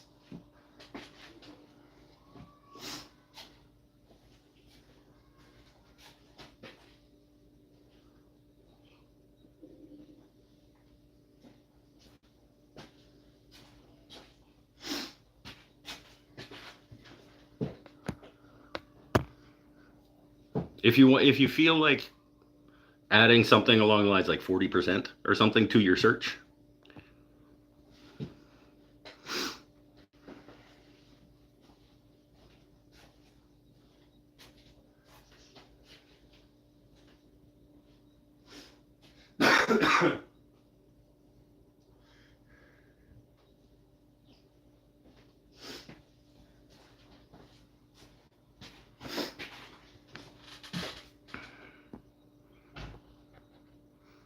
multitasking, yeah, see? It often leads to decreased productivity and increased errors. Yeah. It's actually a great way to be more inefficient. Did you find his youthful journalism photos? Probably. They exist. I was not always this old, grizzled, ugly motherfucker.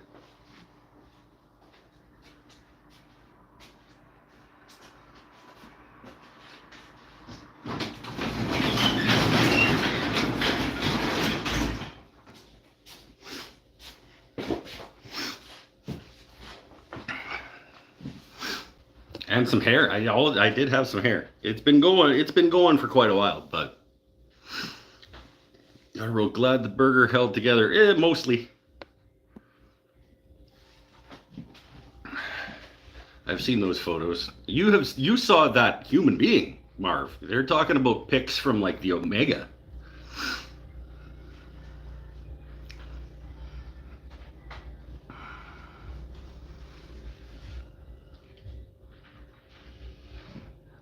That's true for men only. This is not true for men only. That's not what science says. Which of the many scientific studies would you like to for me to cite for you? I will send you the link.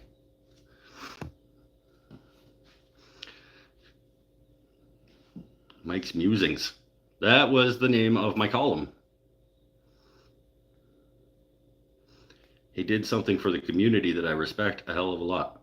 I would like to think I have done many things for the community that are worthy of some level of respect.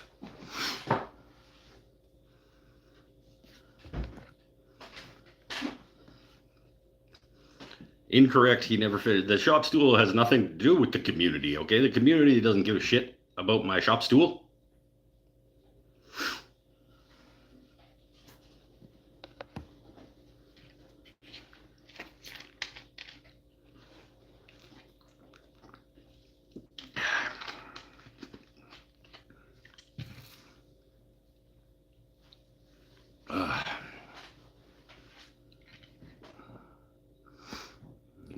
Oh, Pinnell is chiming in. Here we go. Multitasking as in doing two things at the exact same time doesn't really exist. Well, it's true. But we're talking about like switching tasks. In the working world, when they talk about multitasking, it means doing something and interspersing other things in between. Yes, that is exactly what we're talking about. Not allowing someone to finish one thing before you make them do something else makes both things take longer and be worse. That's just science.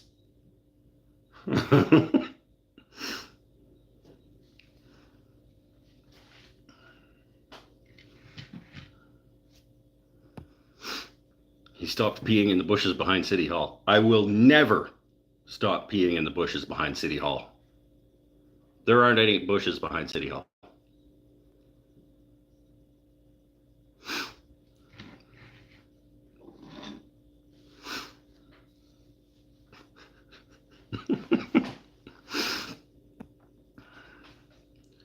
We must multitask in IT all the time. Yep, and everything gets done worse. You can talk and do something else. It's in the study. Which of the studies would you like me to send you? Because there are levels of demand on your attention. It's like the scientists don't fuck around, okay? Like there's variables and things involved. Like yes, you can sing in the shower and wash your balls at the same time. Those are not the same thing. Well, you can't probably wash your balls at the same time.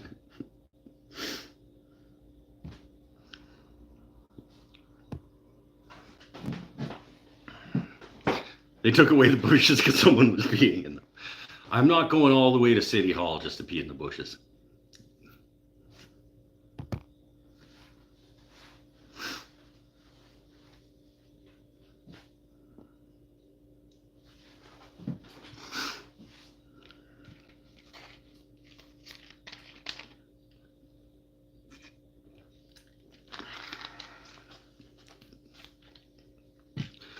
Anyway, the point I was making is that I was better at multitasking than you.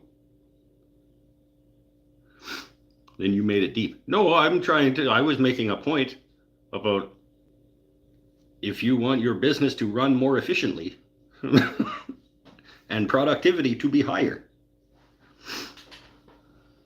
I was trying to be helpful.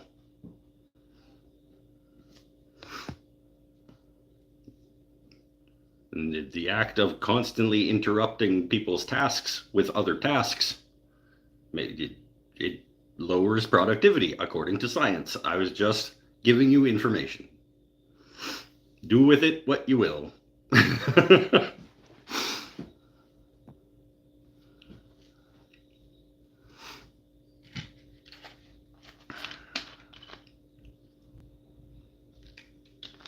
Oh. Are you actually taking my class tomorrow? Because I was only going to bring the number of things that I needed to bring. If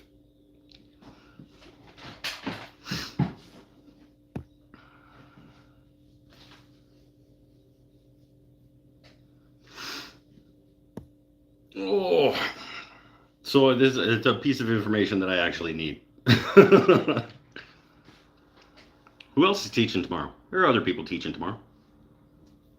I think it really depends on the tasks being done as well. Yes, it does. The studies talk about that. You have to keep reading. What is that from? You have to keep reading. That's a movie quote. You have to keep reading. I want to say, I'm trying to picture who the guy who said it. You have to keep reading.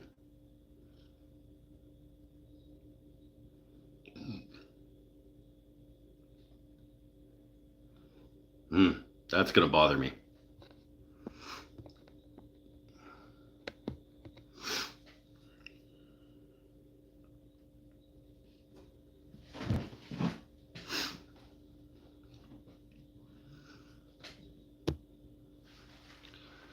Oh.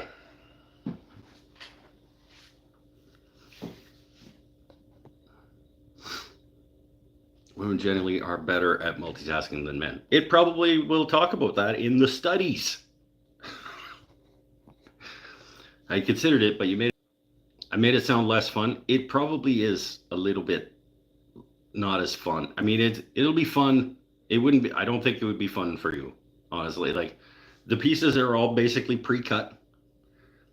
We're figuring out where the mountains are gonna go by like piecing together our mountain range out of the pre-cut pieces,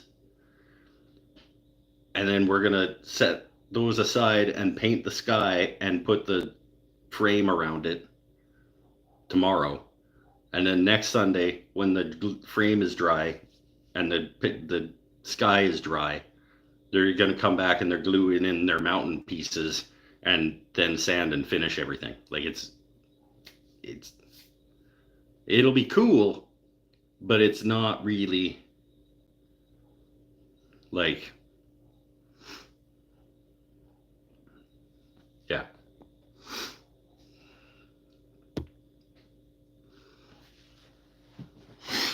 Love the octopus. Oh, see, people are now researching Nadia. Look out. They're looking up Nadia stuff now. The octopus is cool. Which octopus? She's done a lot of octopi.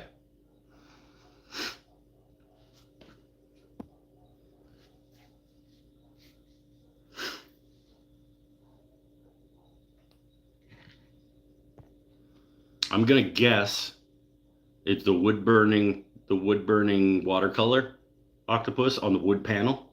That's one of my favorites of hers.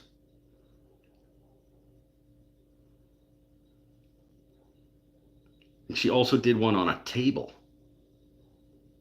that was cool.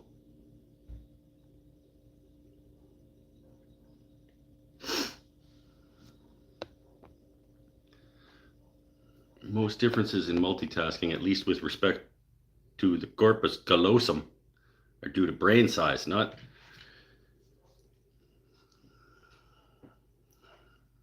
your brain size. The wood burning painting one. Yeah, see, I thought it was probably the wood burn one. You don't seem excited for me to be there, so I won't come. I mean, you can decide whether you want to take the class or not and pay me. Like, I feel I'm trying to save you money, basically. I think you will be disappointed with your expenditure. Personally, I don't want to accidentally compliment your artistic talent and then get hit in the face again. But you are better than this class.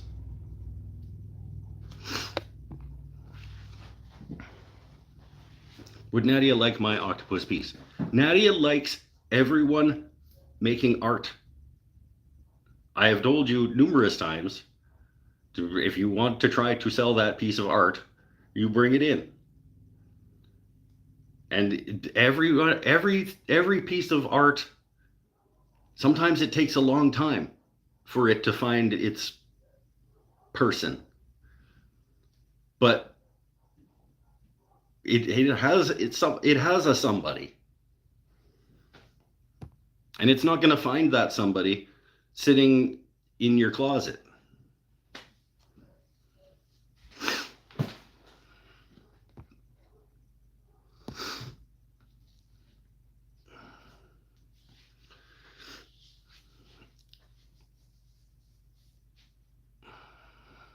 You should show up anyway and ask him a lot of stupid questions to make him teach while ignoring you, therefore multitask.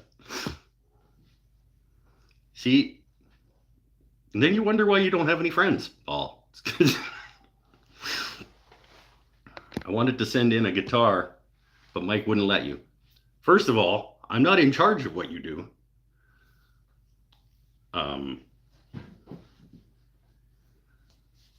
If you want to send a guitar to the Crow's Nest to try and sell for you and generate a profit from it, I think you are going to have a hard time.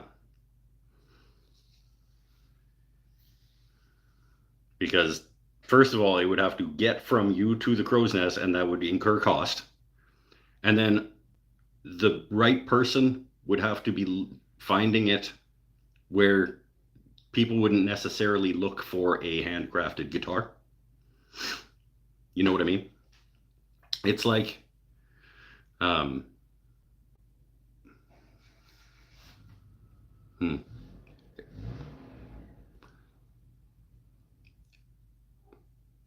like we carry a lot of different types of stuff and different kinds of art and we represent a lot of people who make different things in different ways, but nobody is going to come to the shop to look for a handcrafted guitar. So it would have to be like the right person with the right wallet at the right time stumbling upon it.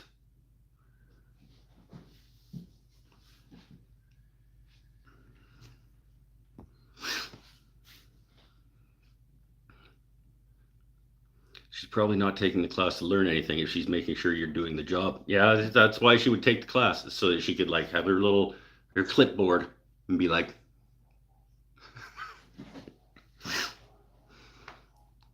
way too much shipping cost. Yeah, and that would cut into your profit. I would like to paint a guitar. I was thinking about making one of the next number of guitars that I make. We could either collaborate on, and you could do some art on it, or I was also thinking about, before it gets actually put together in a guitar form, a guitar body will fit in the laser.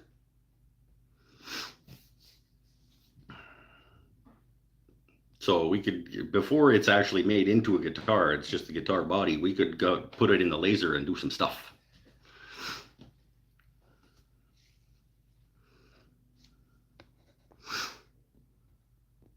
Like going to Tim Hortons and expecting to buy pizza. Oh, wait. First of all, that is not fucking pizza. The thing that you get at Tim Hortons when you're saying, hey, can I get the pepperoni pizza? That is not pizza. That's like barely food. I've had this fight with Nadia before too. I was like, for somebody who's picky about their pizza, because she knows a good pizza and a bad pizza. She gets the Tim Hortons pizza thing, like, more than someone who is picky about pizza should do. And I think she even agrees with me that is not a pizza. What a coincidence. Mike's making one eventually for a trade. Yeah, but that one is a different one. I wouldn't need to make sure he's doing his job. He's actually an excellent teacher. Holy shit. Who's got a calendar? We should mark down today's date on the calendar and be like, Nadia gave Mike a compliment. July 12th. Somebody write it down. Hold on.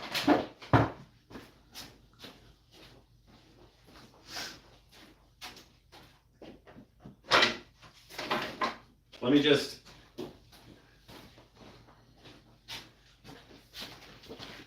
me just get my calendar out, and I'll find July 12th.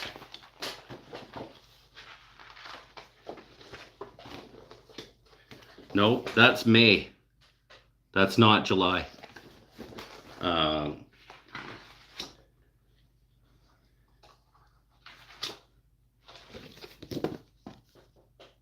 That's July. He's checking out his dovetails. July 12th. Let me find a pen.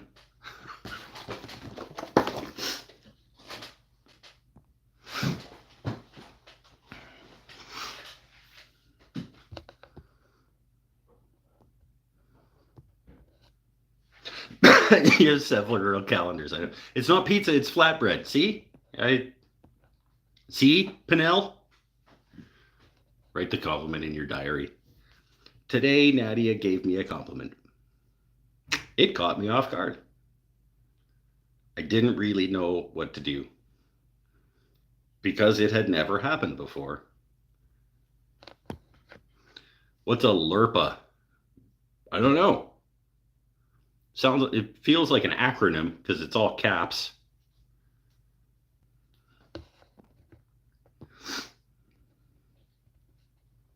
Oh, I get it. Because YouTube is backwards and it's stupid.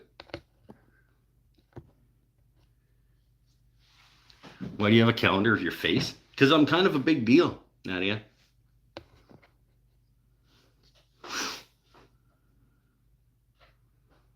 I don't know if you know this, but my office smells of rich mahogany.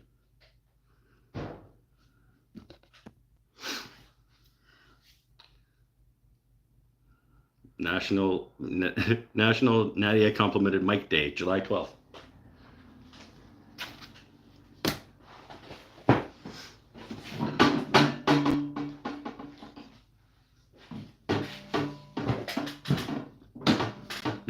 I'm just going to use this Purple Heart pen. Nadia gave Mike a compliment. It's 3 days after Laguna 1216 Day. Hey, it's Pinnell's birthday. 2 days. Monday is Pinnell's birthday, everybody.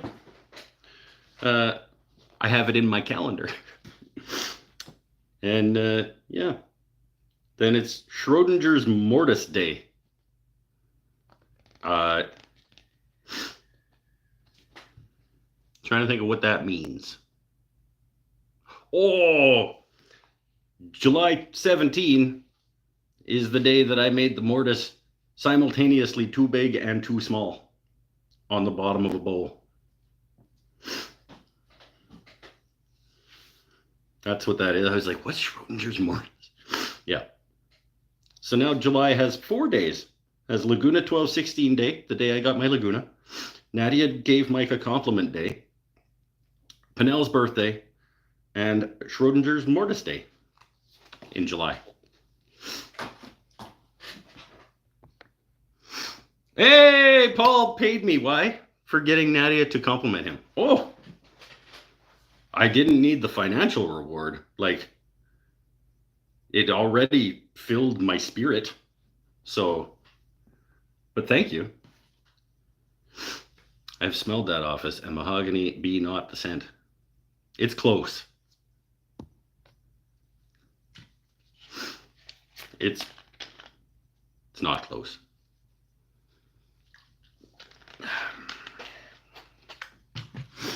Use it to buy a real burger next time. This is better than any burger that I could buy in Campbell River.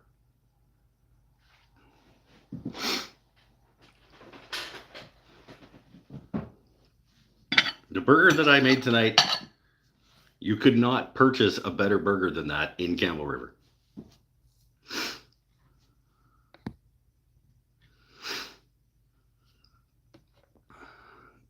Was that really worth $10, Paul? Yeah. I mean, don't tell him what to do with his money, okay? Especially if he wants to give it to me. Stop questioning that. Dick? I don't think you understood my Tim Hortons reference. I said people wouldn't go to Crow's Nest to buy a guitar. I said people wouldn't go to buy pizza. They do sell pizza. Tim's needs to stay in their lane. Tim needs to get out of the lane. They're just in the way at this point.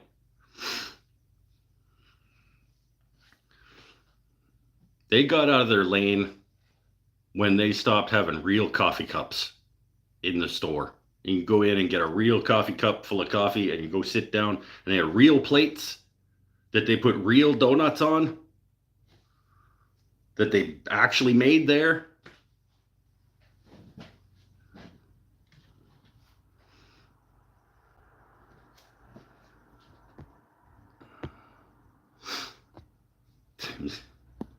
We have to keep his spirits up. Well, yeah, because most of the time on Saturday when I come home, I'm just emotionally defeated.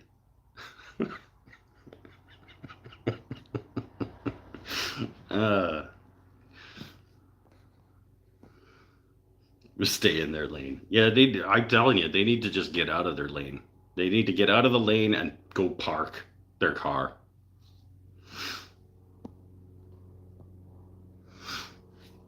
Mike is making stuff.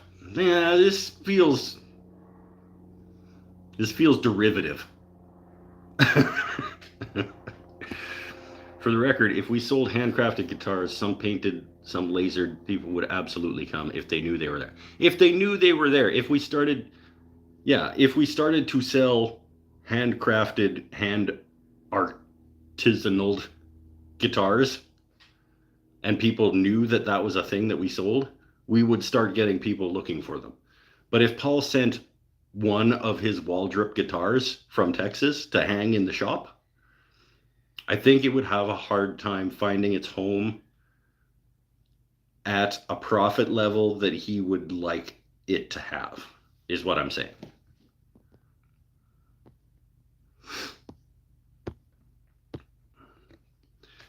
We have two Tims here. One is great with happy staff and consistently decent food, but the promo photo of the flatbread should not make it look good, and it should make it look good, and it does not.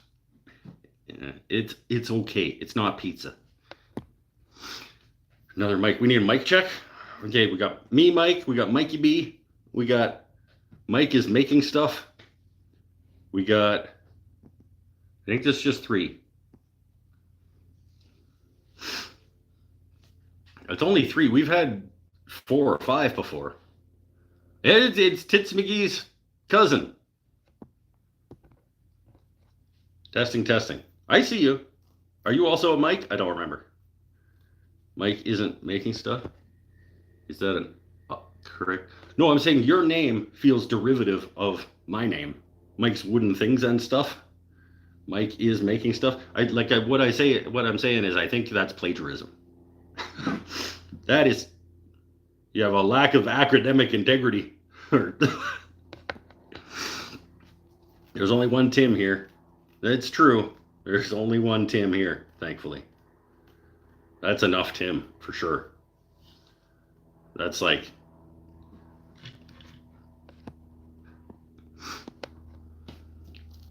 I would imagine that Paul has enough guitars to let one be planted in a far-off land so that others may pick up on the brand, even if it's at a small loss. Well, he did get, I don't want to break the news, but he did sign a deal with a musician today that is going to have him making guitars that he does not get paid for. But, so, apparently he can just fucking give them away for nothing. So maybe there's gonna be one in the box that he's sending up to me. I don't know. He's like all just giving guitars away now. So I don't know. Maybe there's gonna be one in my box with my hand plane, my shoulder plane, and my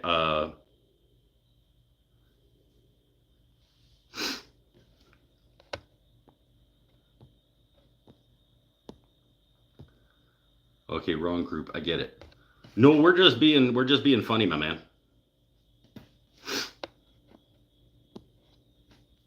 It takes a little bit to settle in. We're all just having fun. We're all friends here. If you're not friends here, we'll find out, and you won't stick around. Like I imagine that there are some people that have come along the way and been like, not for me, and that's okay.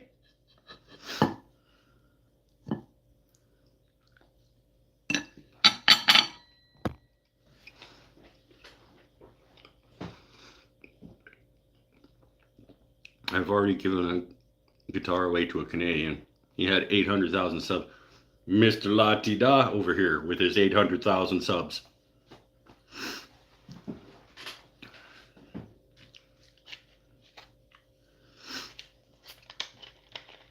It's not for me and I'm still here. Yeah, but you're contractually obligated.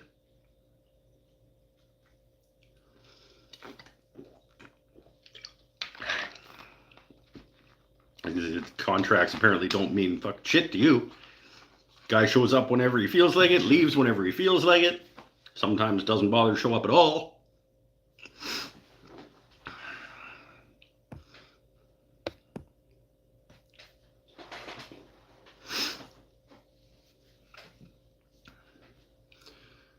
What does signing an artist mean for you, Paul? You're sponsoring someone or collab advertising? Yep, that's what's happening. He can explain it if he wants. It's not for me to talk about.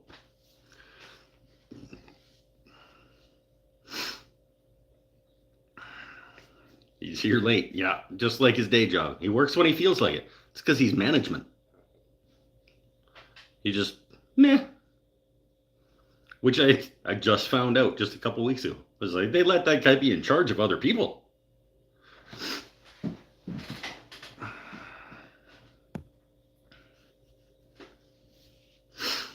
Are you a producer as well as Gitbox Fab? No, he is just Gitbox Fab. And basically, well, Paul, I'm going to tell him. If you don't type it, I'm going to tell him. Montana isn't Mike's thing, but you can still come back to the chat. It's true. Montana can suck it. Montana is the reason I have back problems. Because one of its mountains tried to murder me when I was like 16.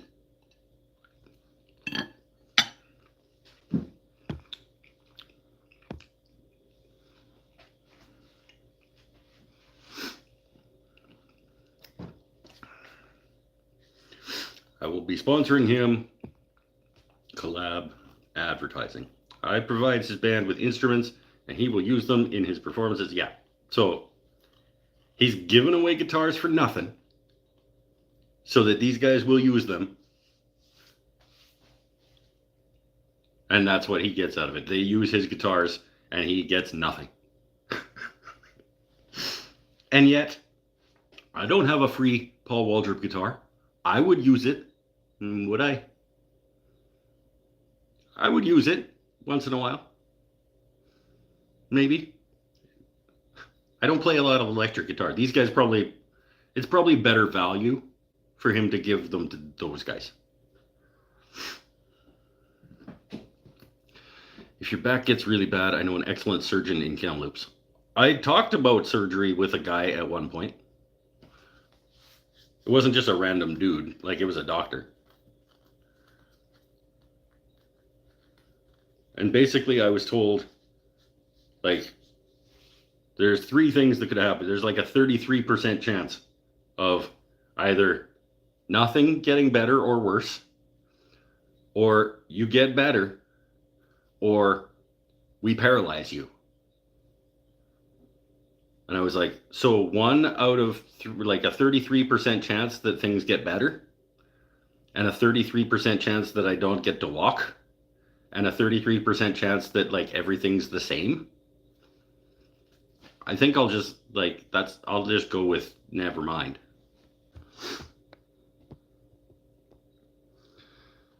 Bye, Nanya. Have fun lightsabering.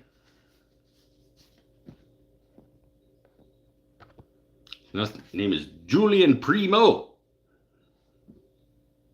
At least this time I won't build 3 guitars. And the artist has a stroke. Yeah. Time to lightsaber. Yeah, she does like a VR like lightsaber game workout thing, apparently. She's always talking about how she was doing her lightsabering. And it's like a video game workout thing. It's like Peloton except cool.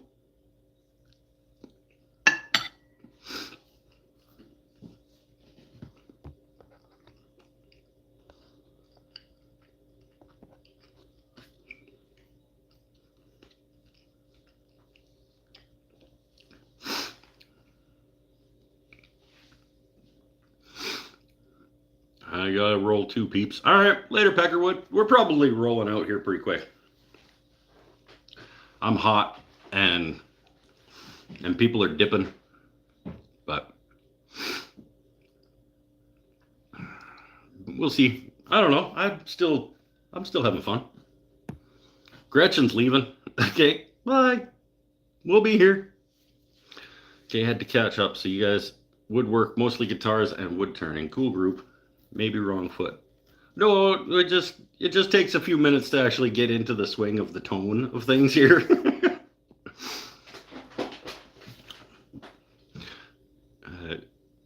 I don't know. Yeah, mostly guitars and wood turning may be accurate, I suppose, to say. But I build like furniture and things too. Make stuff from nothing. I repair, rebuild, repurpose furniture, build from scratch, and scraps. Cool. Yeah, I'm all about you make stuff however you want to make stuff. If you're liking doing it, then do it. Now we're all about like supporting each. It sounds like we're not supporting each other, but we absolutely are. Being supportive of each other, making things.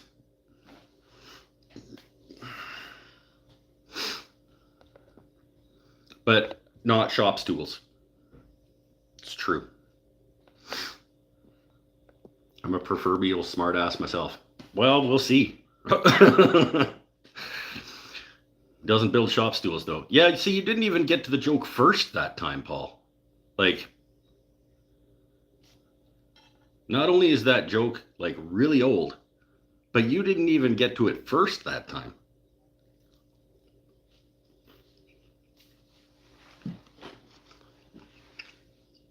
It's probably because you're slow.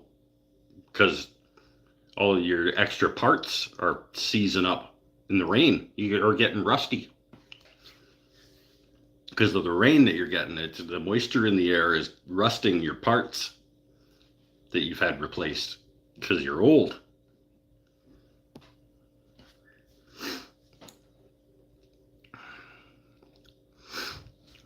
I proudly do very little. It's true. Marv does photography, which feels like it's out of place, but it's really not. It's artistic and creative, and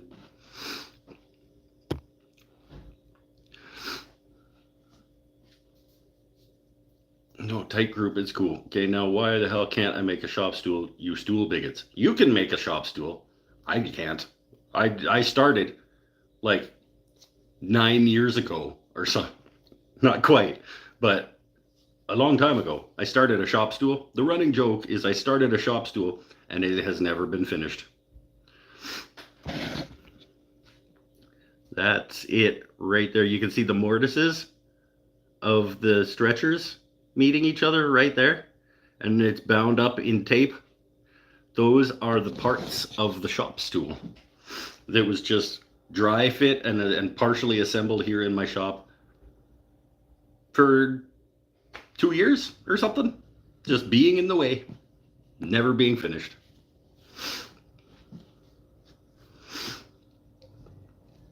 My parts don't rust, they're titanium. Well, then what's your excuse? And I knew Mike before he had this channel. It's true. Marv is he though? I was going to say Marv is my longest friend who watches the show. But sometimes Seth shows up, but not very often. He's been my friend. I think Mikey B. When did we... I know we met, like... before I met Marv. I think.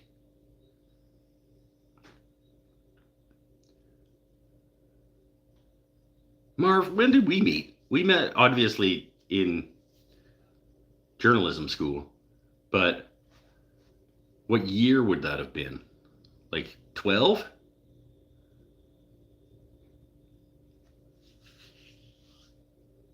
Ish? 2012-ish?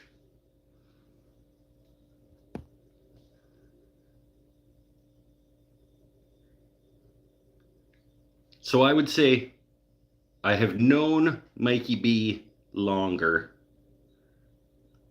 but I may have been friends with you longer.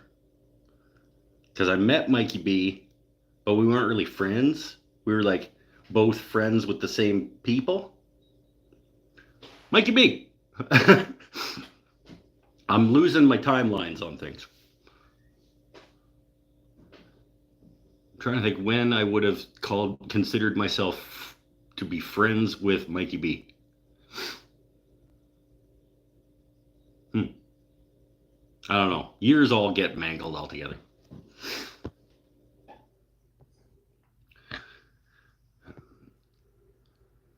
I have a buddy Stubbs who is partially titanium too.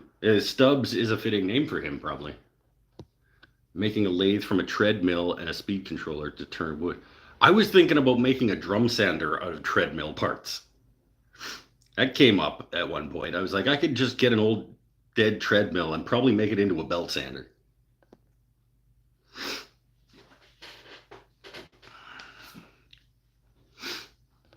(2011, 2012) for us. Jamming at the basement in the old house. And once before when I came to visit Seth. That's true. That's where we met. But would you say that we were friends at that point? Like, just because we both were friends with Seth doesn't necessarily mean that I was friends with you? Like, when do you think that happened?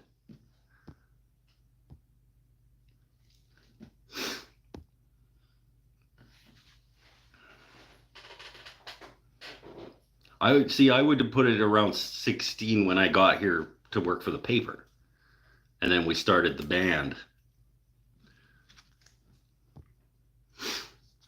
2012 sounds right. Yeah, I think that's about when journalism school was. Ish. Matthias and Stumpy Nubs sell instructions on that. And they can both suck it. They can go eat at Tim Hortons. They can go have their Tim Hortons pizza and spray their Varathane on whatever they want and eat tomato soup. Probably once you moved out here, started hanging out. Yeah. We get a second round of fireworks. Freedom!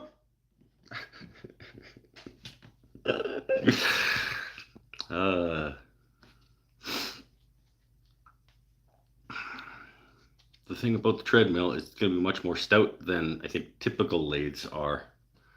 They sell plans, but where's the learning in that? Yeah, sure. You figure it out. You want to make a lathe out of a treadmill and a pallet that you found on the side of the road? Do it. You do it.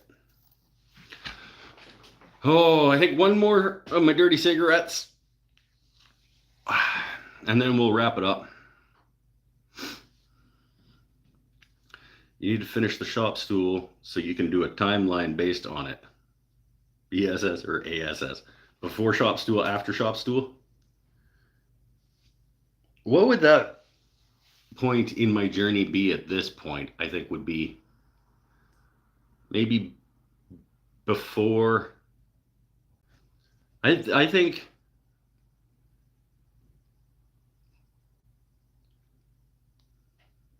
maybe the Laguna was kind of like a, because when I got the Laguna, that's when the lathe, like that's when turning really sort of like became a bigger part of what I do. So I think like before Laguna and then after Laguna are sort of like the two phases of my woodworking journey, I would say.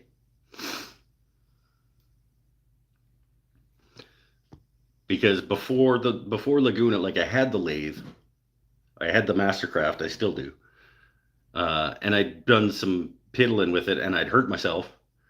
But after the Laguna came into the shop, and I started developing, I still wouldn't call myself a turner, but I think my woodworking journey shifted when that happened.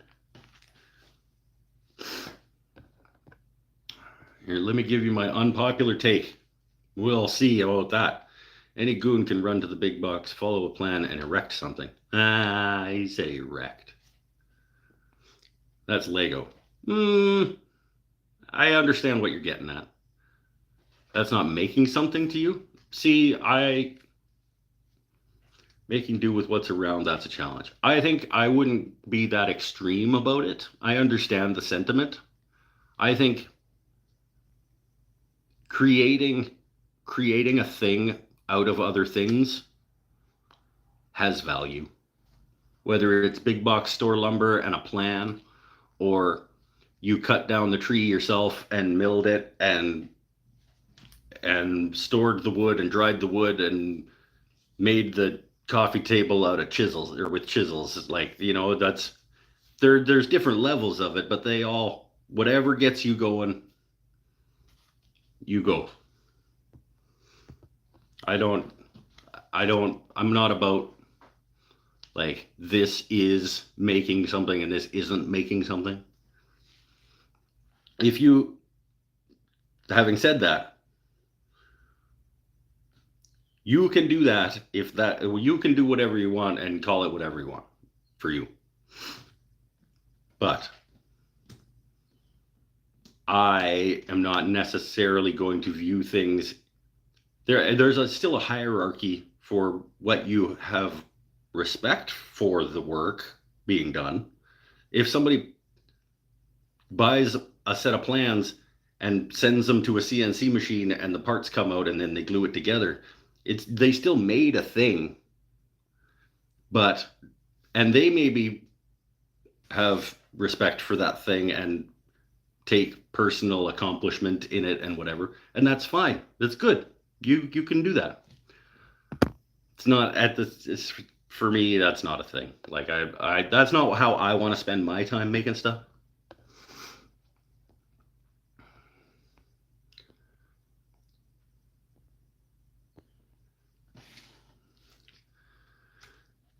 I have some laminate floor, a busted chunk of plywood, a busted kitchen table leg, and a 2x4.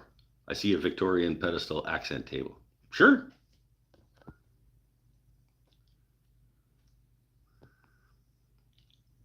Just wait until you sharpen your own carbide tools. Yeah, like an idiot. That Laguna really was a bit of a turning point. I'm guessing the unboxing did fairly well. I mean, I guess in terms of relative viewership, was probably pretty good. I don't think it's top. I don't know that it's top 10. Do what you can do with what you can as best you can, and mediocre is okay. There you go. Mikey B has summed it up in a very poorly crafted sentence. Be right back chatting with Mom. Okay, we may or may not still be here. I'm going to have one more smokerette, and then I think we're going to get it wrapped up. We've been 2.5 hours going, so.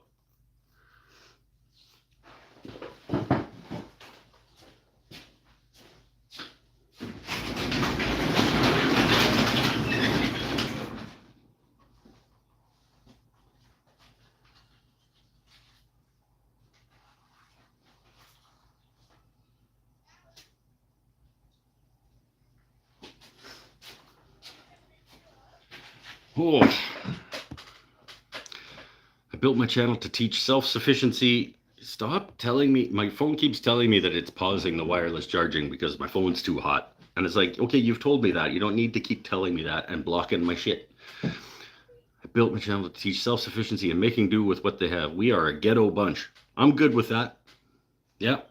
No, that sounds great. I would rather, honestly, that than some of, not all of, but some of the people that are like, come along and let's make this together. And they're in like this fucking warehouse with like sliding table saws and CNC machines, and they're clearly been given a bunch of this equipment by tool companies, and like,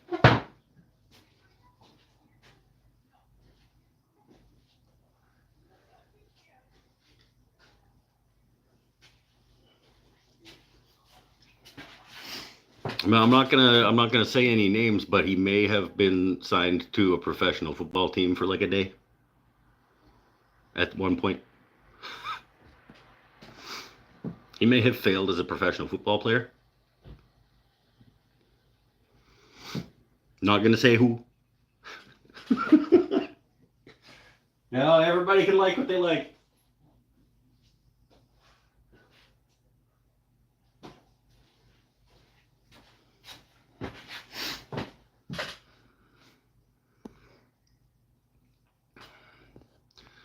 I do all my guitars from tree to playing. All hand built, no CNC.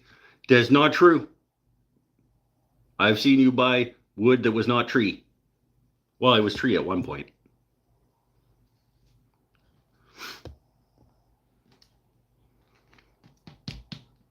Do most of your guitars from tree to playing. I've seen you use pallets. You didn't cut down the tree that made the pallet that then you broke down to make into the guitar. Let's make a birdhouse. We'll start with our $15,000 Avid CNC. It's true. Yeah.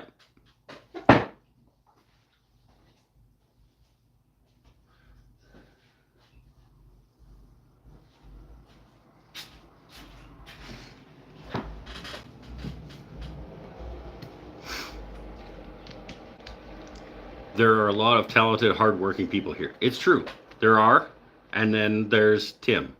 Ah! I don't know why I picked Tim this time, but it was funny. True, but the neck was. The neck was a tree that you chopped down and dried?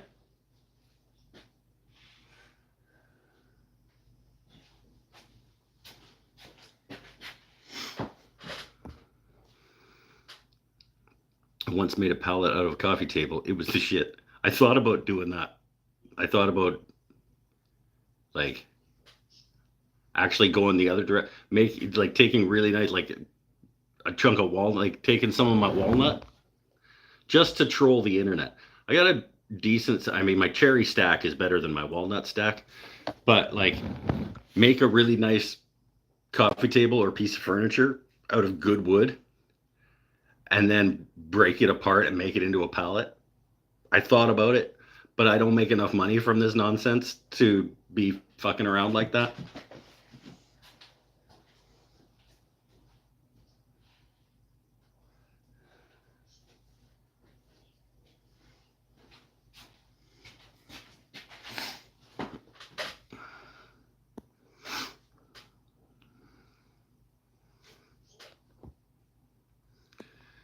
Quit listening to some YouTube channels that said all you need to do to make this is use this laser. Yeah. Or a CNC. Yeah. Yeah. I've moved past a few channels that have gone in a direction that just wasn't for me anymore, and that's fine. If I'm not your target audience, they don't change for me. That's stupid. You do what you want to do, and then your people find you. And then if it's not for you anymore, move on.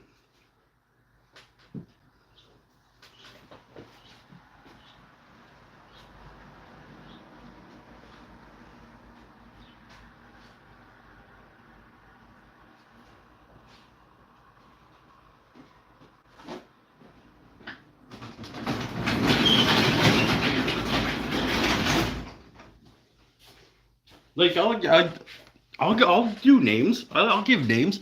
I watched a lot of Jay Bates for quite some time when I was starting out, and then I got to a certain point in talent or whatever, and he went towards the CNC side of things, and I have moved in this direction instead, and I stopped watching Jay Bates. I don't like have anything against the guy. Uh, I watched a lot of Steve Ramsey for a long time. And then it got to the point where I wasn't learning anything from him that I didn't already know, and then I moved on. And it's like, it's fine.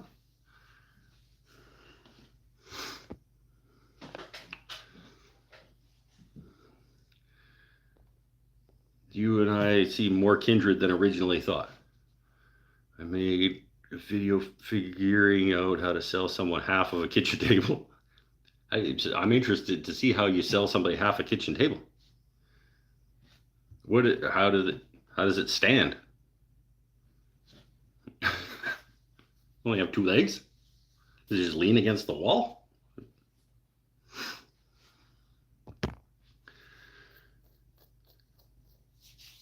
Oh, anyway. So, let's get her wrapped up. Me and Leanne are gonna finish the night.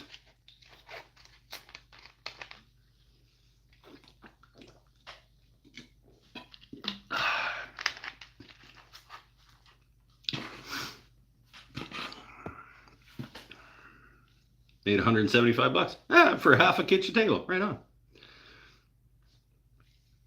Jay doesn't have CNC. He doesn't have a CNC anymore because he was going hard in that direction. Like, he was like,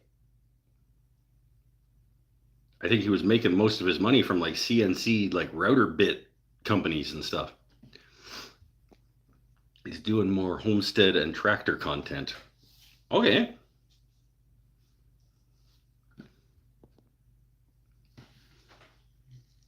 Hall table, French cleated to the wall. Oh, yeah. Okay.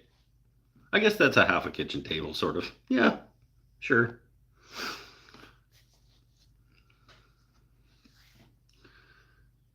I'm with the crowd that makes stuff without $1 million worth of sponsored equipment. In a warehouse with a camera crew and assistants, shop assistants and stuff. Good night, all. Bye, Eric. Yeah, let's get her wrapped up. I'm pretty beat. I gotta wake up not super early, but early enough to finish off all the prep work for class tomorrow.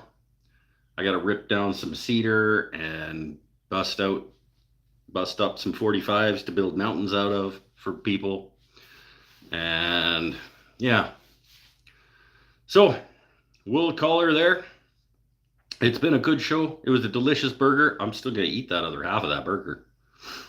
Stay happy, stay healthy, stay safe, everybody. If you have not seen the video that I put out today, go watch it. It's a bunch of rambling nonsense, but I don't know, maybe there's some value in it for you. Make sure you hit the thumb if you haven't yet, and subscribe and smash the button and buy the Linda mattress and play the mobile video game and whatever I'm supposed to say. Patreon.com/wooden things and stuff. Plug for that, and yeah, that's it. Yeah, y'all are winding down. Come check me out if you want. Yep. We'll see if I remember. I don't even watch I don't watch very much YouTube. The YouTube that I watch these days, is basically podcasts that I just have playing in the background in my earbuds. I don't watch a ton of stuff, but if I remember, I will head over and check it out. Bye for now, everybody. Remember that it takes real guts to be an organ donor. It's true. Sign your organ donor card if that's a thing that your region does. And have your pet spayed or neutered.